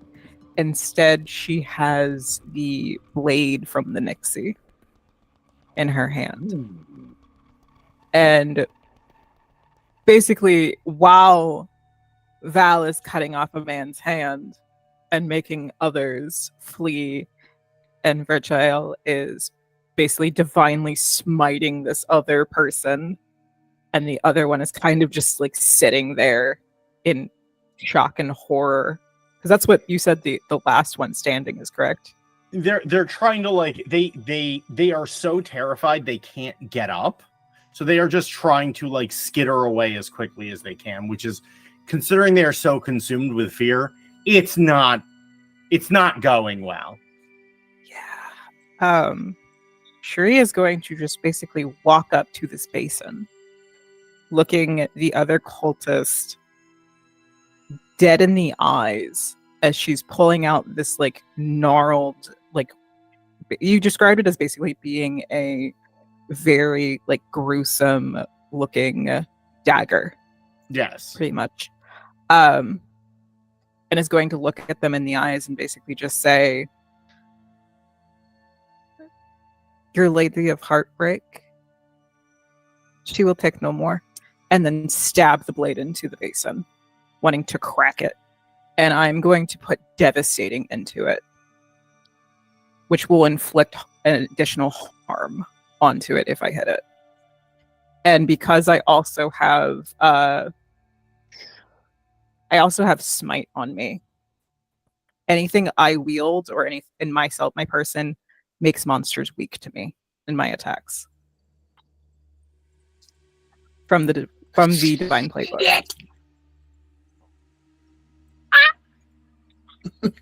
That is going to be a. Remind me again what I roll to kick some X's. It's a tough, correct? It's a basin. Yes. It's a basin. It's not going to attack you back. It is. Okay. Yeah, roll me a tough. I just want to see how high you roll. Be ye afraid. Be ye very can't afraid. Fail this roll. It's a 10 because I rolled 2 4s and I have a +2 in top. Jody is a 10. Okay. So physically, you certainly crack this bowl. Mm-hmm. Oh. With the divine heat, the water is instantly just seared away and evaporates. And the severing effect of the dagger hitting the bowl. Everyone who is on the dance floor, those of you who are not in the tent, you see that they fall like puppets who've just had their strings cut. Oh, that's weird. They were just on their feet with their hands up, and then they all just collapsed right where they are standing. Are they drunk? They are alive. And you see them begin to like come to. Like they are beginning to like pull themselves out of this stupor. That eye that was staring at you all is in the bottom of this cracked bowl. Oh. And you see those eyes begin to swirl angrily in the bottom of the bowl and then just disappear. Sorry, the mental image I just had is the eyeball and then just angry eyebrows. It's not far from what happened. I was picturing like lizard eye slick, like the slick at ball, and then it flushes down like a toilet was flushed. Like they just That's what I was picturing I too. did get the toilet flush, yeah. Like it looked cool and scary for a second, and then toilet flush. I just got angry eyebrows. That's why I was giggling, because the way you were explaining, I'm like, oh, angry eyebrows. That's funny. God. And that's like the other person who was scrambling backwards just full up gets up and flees. They are gone. As you folks head outside of the tent, with one very dead person, like you at this point you see that the other cultists that were here have fled. And so now it's just a group of people trying to figure out what the fuck just happened.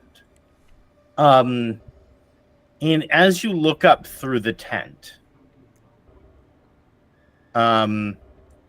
David, very specifically, you see it is as if a portal was forming there. But it is stilled to a stop.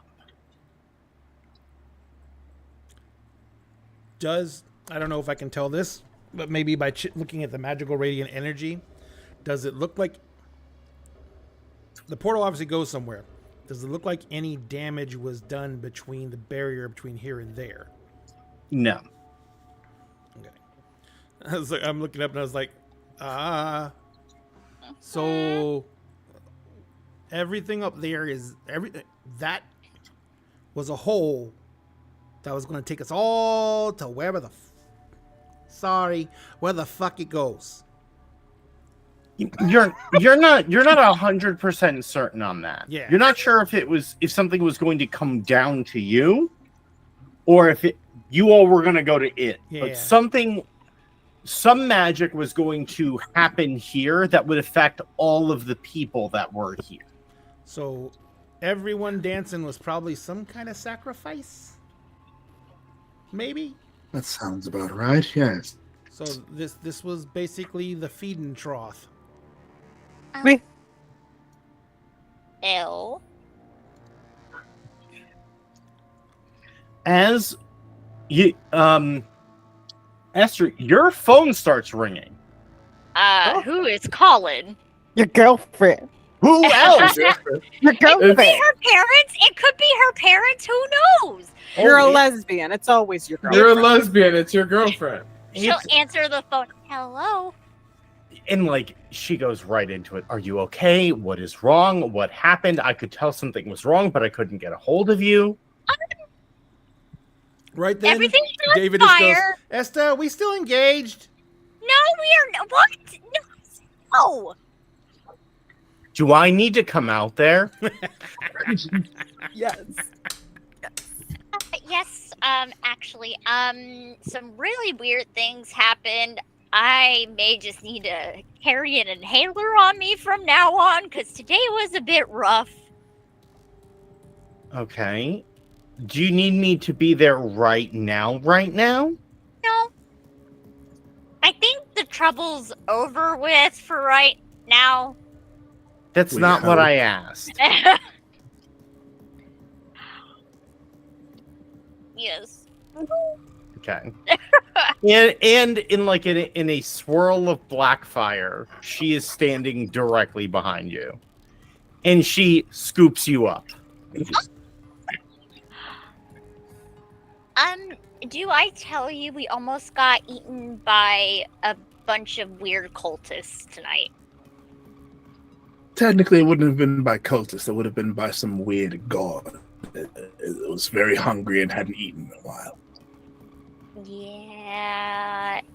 To be honest, it's still pretty fucking hungry. That's fair. That's fair.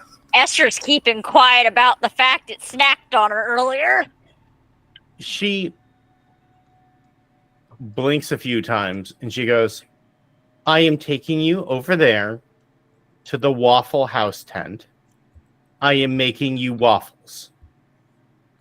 And that is when you notice for the first time that there is a Waffle House tent. There's a Waffle House tent. Wait, when did that get here? It was kind of tucked over on the side. You're busy eating other things. David points out and says, that is the most dangerous thing we have seen tonight.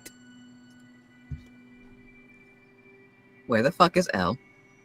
Where the fuck is Elle? Where the fuck Where is Elle? That's where She was Elle just was. here, wasn't she?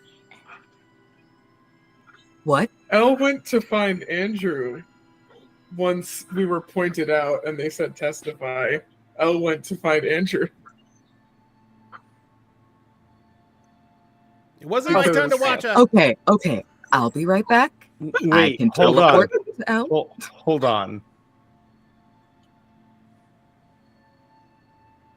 And you just okay. Oh, so dear. this is so Elle was there, like was headed there a while ago. Yeah. Yeah, but there was a lot of stuff going on. At what point did Elle leave? Please remind me exactly when. Like basically after you fired your crossbow bolt, that is what you went and did. Like, fired crossbow bolt, everything was set on fire, and the three teleported. Elle was like, okay, well, the person that was in charge of this is no longer here. They're handling whatever is over there. I can't sense that stuff. And so they went to find Andrew. So from what you saw, Andrew went straight back Right. behind the tent. So you So start they heading were- back. They went, like, around the tent because the front of the tent was so full and we were sitting in the back. So they went around the tent. Yeah.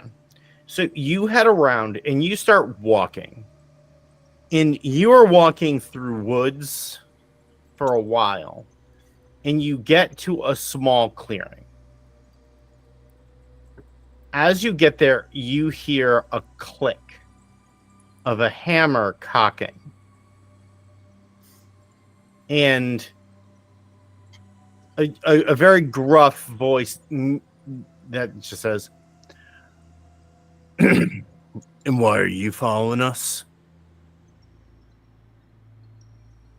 And another voice that goes, oh, come now. I'm sure that's not needed. And as you turn around, there is a heavier set older, grizzled-looking man with a double-barreled shotgun. And Andrew.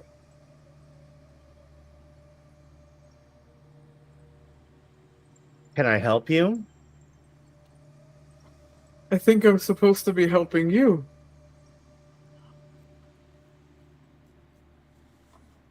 Well, in that case, get in. They lead you over to a car. They take your weapons. You get in. And that's game. Milagros. The shit. Okay, now I can say what I was said from the beginning, which is the cult wants Elle to watch the ritual, and it's imperative whatever ritual they're completing tonight go through. Elle didn't do that and did try to sabotage the speakers and stuff, but they wanted to keep tabs on the leader. The leader is super important. So you guys stopped it though. Yay! I hate your You cult. think? You think that makes it any better? Yay! I'm gonna kidnap you. I'm gonna kidnap you. Stopped it. I'm Divine going to kidnap you. Kidnapping. Oh my god. Well, thank you everybody for joining us tonight. Thank you everyone in chat. You guys were wonderful and amazing. And thank you guys to all the players who played tonight, including myself. I'm gonna thank myself. And a special thanks to Wrenound for having run this game. As always, it was incredible and amazing and a hell of a lot of fun. Could not have done this tonight without you, and we appreciate you greatly. So what we're going to do is, number one, we're going to let all these amazing people tell you where you can find them on the mighty interwebs. After we get done with that, we're going to go on our Twitch channel. We're going to go find someone to raid, which means we're just going to take our audience, jump into their audience. You're going to say hi to them, thank them for making content if you can, and if you haven't followed the creator we go into raid into, give them a follow. It is, we would all do this no matter what. We're all creators in our own right, but it's the biggest serotonin we can get is a serotonin boost we can get is when anyone takes that little bit of extra time to hit that like or follow button. It really isn't, it's not the reason we do it, but man, it makes it a lot sweeter. So please, if you can, give the person a follow if you haven't followed them yet.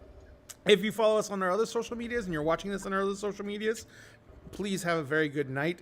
Tomorrow, I made one mistake in my video announcement earlier today. We do not have Kingdoms of Mist tomorrow. We have a cast meeting tomorrow. So Kingdoms of Mist is not going off tomorrow night, but it will be back next week. And we will be having on Friday, I am running Cyberpunk Red. Because I always run on Fridays because I have an alternating schedule on that one. And this week it's Cyberpunk Red, so be sure you're there, as it's Cyberpunk Red, man. Nothing ever goes smooth. Of course, we don't have a member of the party to betraying us, but that's just what I'm saying, you know. All right. So first off, let's start with the amazing keeper for the evening, storyteller of storyteller for the ages, Wrenound. Ren, where can we find you on the mighty interwebs? Hello, everyone, and thank you all for being here again. My name is Ren, aka Wrenound. You can find me on Twitter, still fucking Twitter, and on Start Playing as Wrenound Gaming, WRENOUND. You can find me on Threads and on TikTok as just Wrenound. I am a queer, Hispanic, non-binary, LARP and tabletop game designer, writer, whatever the fuck you need. I am for hire. You can hire me through Start Playing or reach out to me directly anywhere. I will be starting my own show soon here on Dinner and a Game, including a series of one-shots. So please, if you liked my style of DMing, you want to see more of my content, please go ahead and follow me on social medias to see what I'm up to next. And thank you all for being here. This is big dream shit for me. They say when you get paid to do something, that means you're a professional, and that means I am DMing professionally, which I never thought was possible. So thank you all so much. Absolutely, not a problem. And we'll go backwards through the loop tonight. So next on the list will be Milagros. Milagros, where can people find you on the mighty interwebs? Hello. I'm Milagros. I'm pretty much everywhere. The handle Fountain Pen Femme. Sorry, I'm like buzzed now that I got to do that at the very end. As soon as he left, I was like, we're going after him. It's suspicious that the leader isn't here. Yeah, so I'm Fountain Pen Femme pretty much everywhere. I can be found consistently here with Dinner in a Game, Tuesday nights and Wednesday nights. And July, the first and second weekend of July, I believe the musical that I'm in will be live streamed. When I find the stuff out about that, I'll be posting about it. And I will also be with these lovely people at Gen Con. I will be in 2 games run by M, and I will also be at the Emerald Sanctums and Kingdoms of Mist panels. So I'm very, very excited for that and to see everybody again. Absolutely. Next, we will go around to Diamond. Diamond, where can people find you on the massive interwebs? Hiya, I'm Madness Diamond. But since we're friends now, you can call me Diamond. I have been your lovely chosen for the evening Cherie Darcy. I always love playing them. They're one of my favorite characters to cause a little bit of chaos with. But you can find me everywhere at Madness Diamond. Unless you're looking at me on TikTok, I am at Madness Diamond 2.0 on that platform. On Mondays, you can find me over on the Starfield, playing Werewolf the Apocalypse, the W5 edition, in Guardians of Neptune's Cairn with our lovely Star Chart stories as the game facilitator. And then on Tuesdays, you can usually find me here on Internet Games channel, where I usually play Bay, the very human hunter, who's just gay with a little bit of a death wish, because that martyr creed is a little interesting. And then on Thursdays, you can find me over on World Tree Quests, playing Fathoms Below, the completely underwater homebrewed 5e campaign, where I play Melusine Lusvestra, the Battlemaster Barbarian. So that should be interesting, where I also play with our lovely Selkie Cove. But I am also, besides being an actual play performer, I also work with a nonprofit called Decrim 305. We currently have a fundraiser going for mutual aid to replenish our funds so we can continue to get to outreach support to everyone who needs it in our community, since it is sex worker led. And our goal is to reach $2,000. We've currently hit $350. If you would like to contribute to that, you can find it on my socials, where I have shared basically the post for it. We're currently trying to raise money to help a sex worker who has lost their main source of income and needs a little bit of help. So if you'd like to follow me along and see all the different projects I have coming up, especially for next month being Pride, where I'm going to be working with Pride Revolution to benefit a trans foundation, which should be really fun. I'm in 2 games for them. I believe our goal is $1,000, and we have already hit, I believe, 200 of the 1,000, which is really cool. So yeah, come follow me at Madness Diamond on most of my socials, unless you're looking for me on TikTok, Madness Diamond 2.0. And on TikTok soon, you will see what I'm going to do to try to challenge our lovely champion of bards, self-proclaimed champion of bards. So they say. So they say. So they say.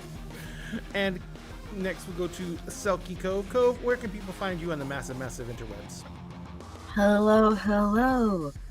You can find me here on Tuesdays, either doing this when we get the lovely opportunity, and Milagros, I'm gonna kill you, but that's fine. Or playing Emerald Sanctums here, where I get to play Fiacra, who is a displaced pirate captain from the 1700s. Technically from the 1600s, but we don't need to talk about that.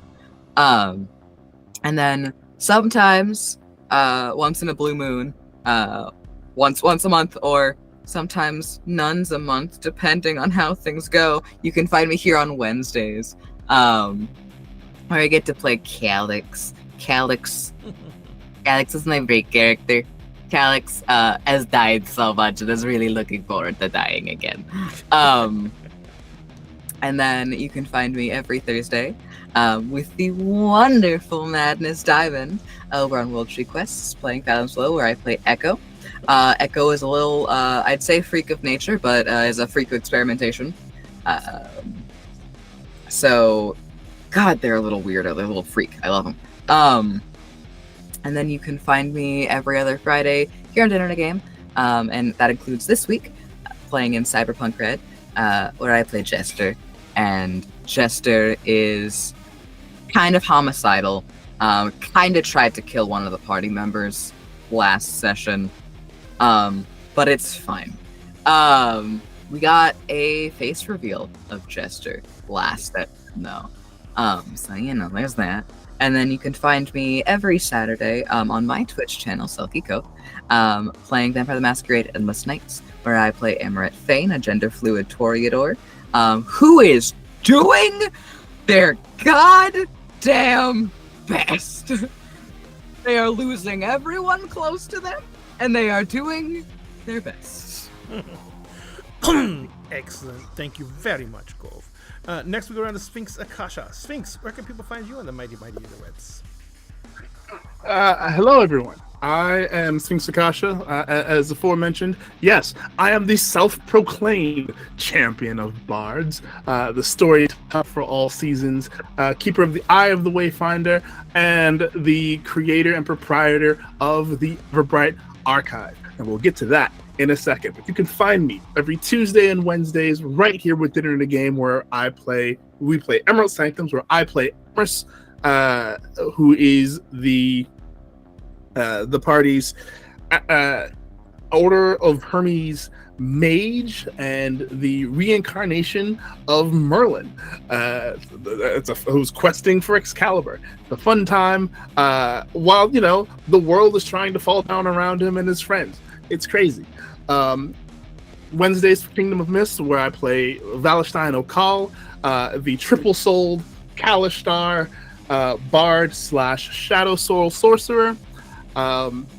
We're getting ready to do our series finale at Gen Con, so please come and check that out. It's going to be so much fun. On every other Fridays, including this coming Friday, you can find me with ADH Adventures, where I run my campaign, Agents of the Circle.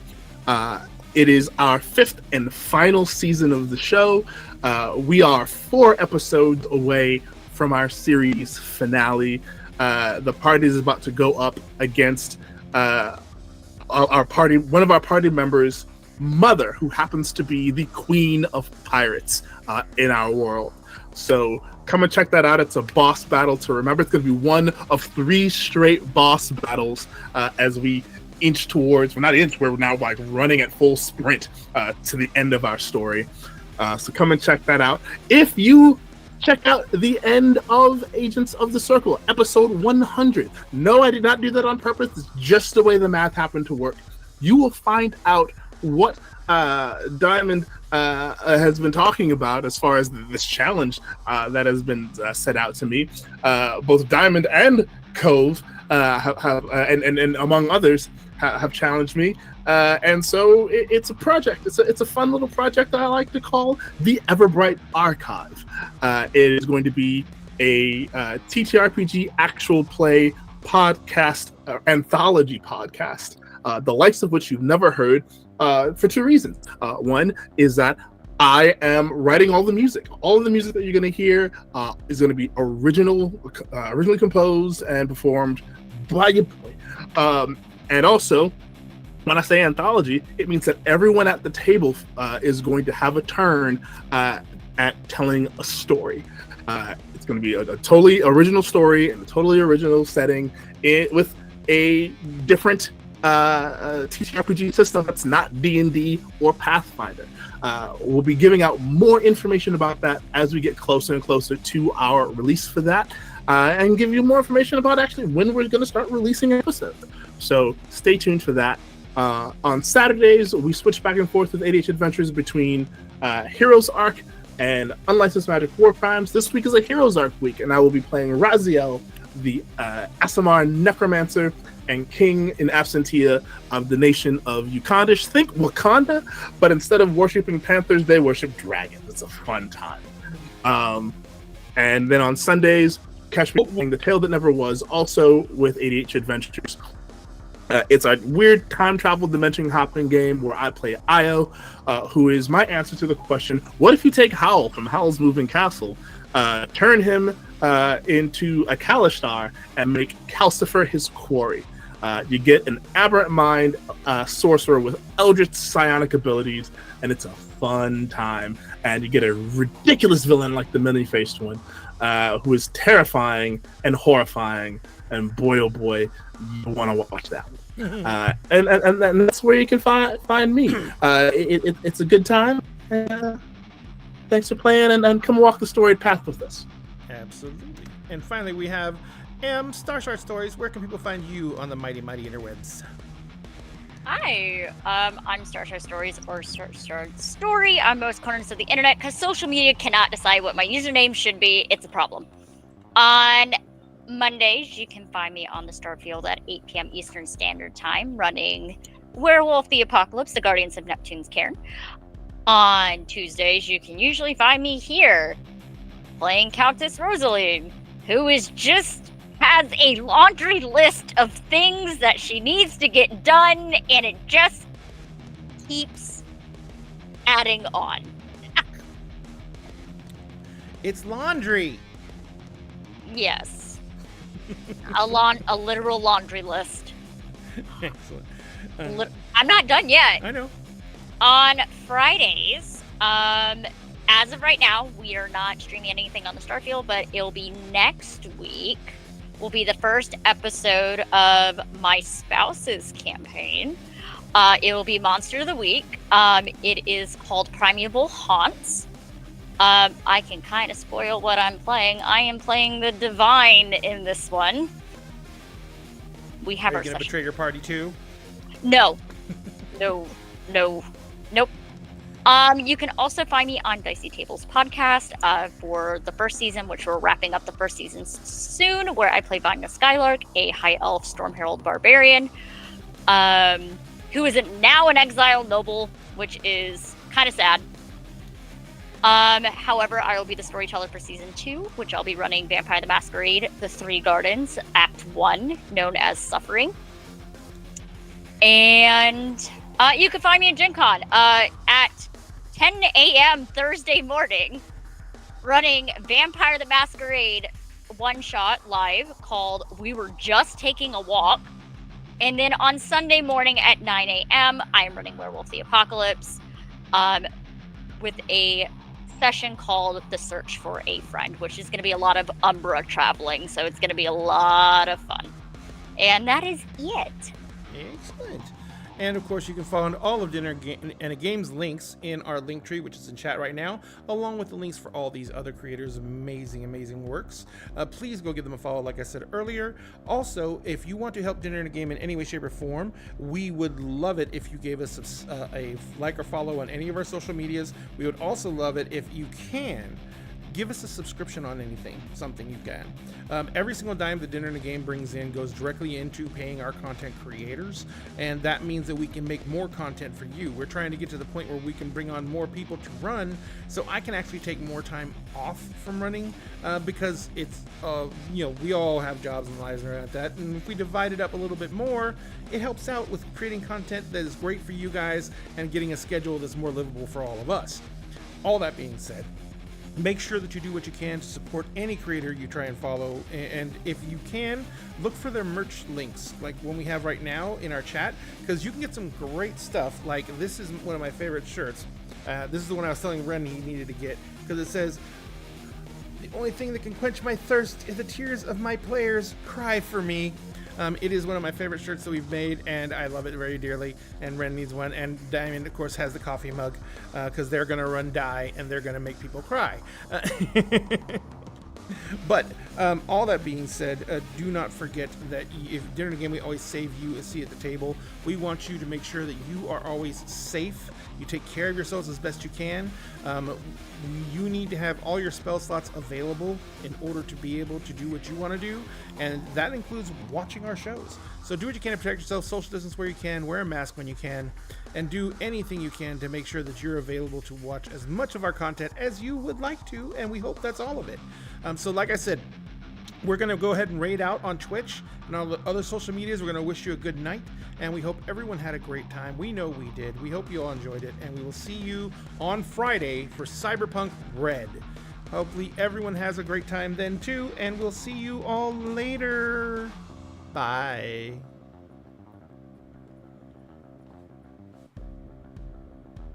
Oh, 1 second, my button broke again. There you go.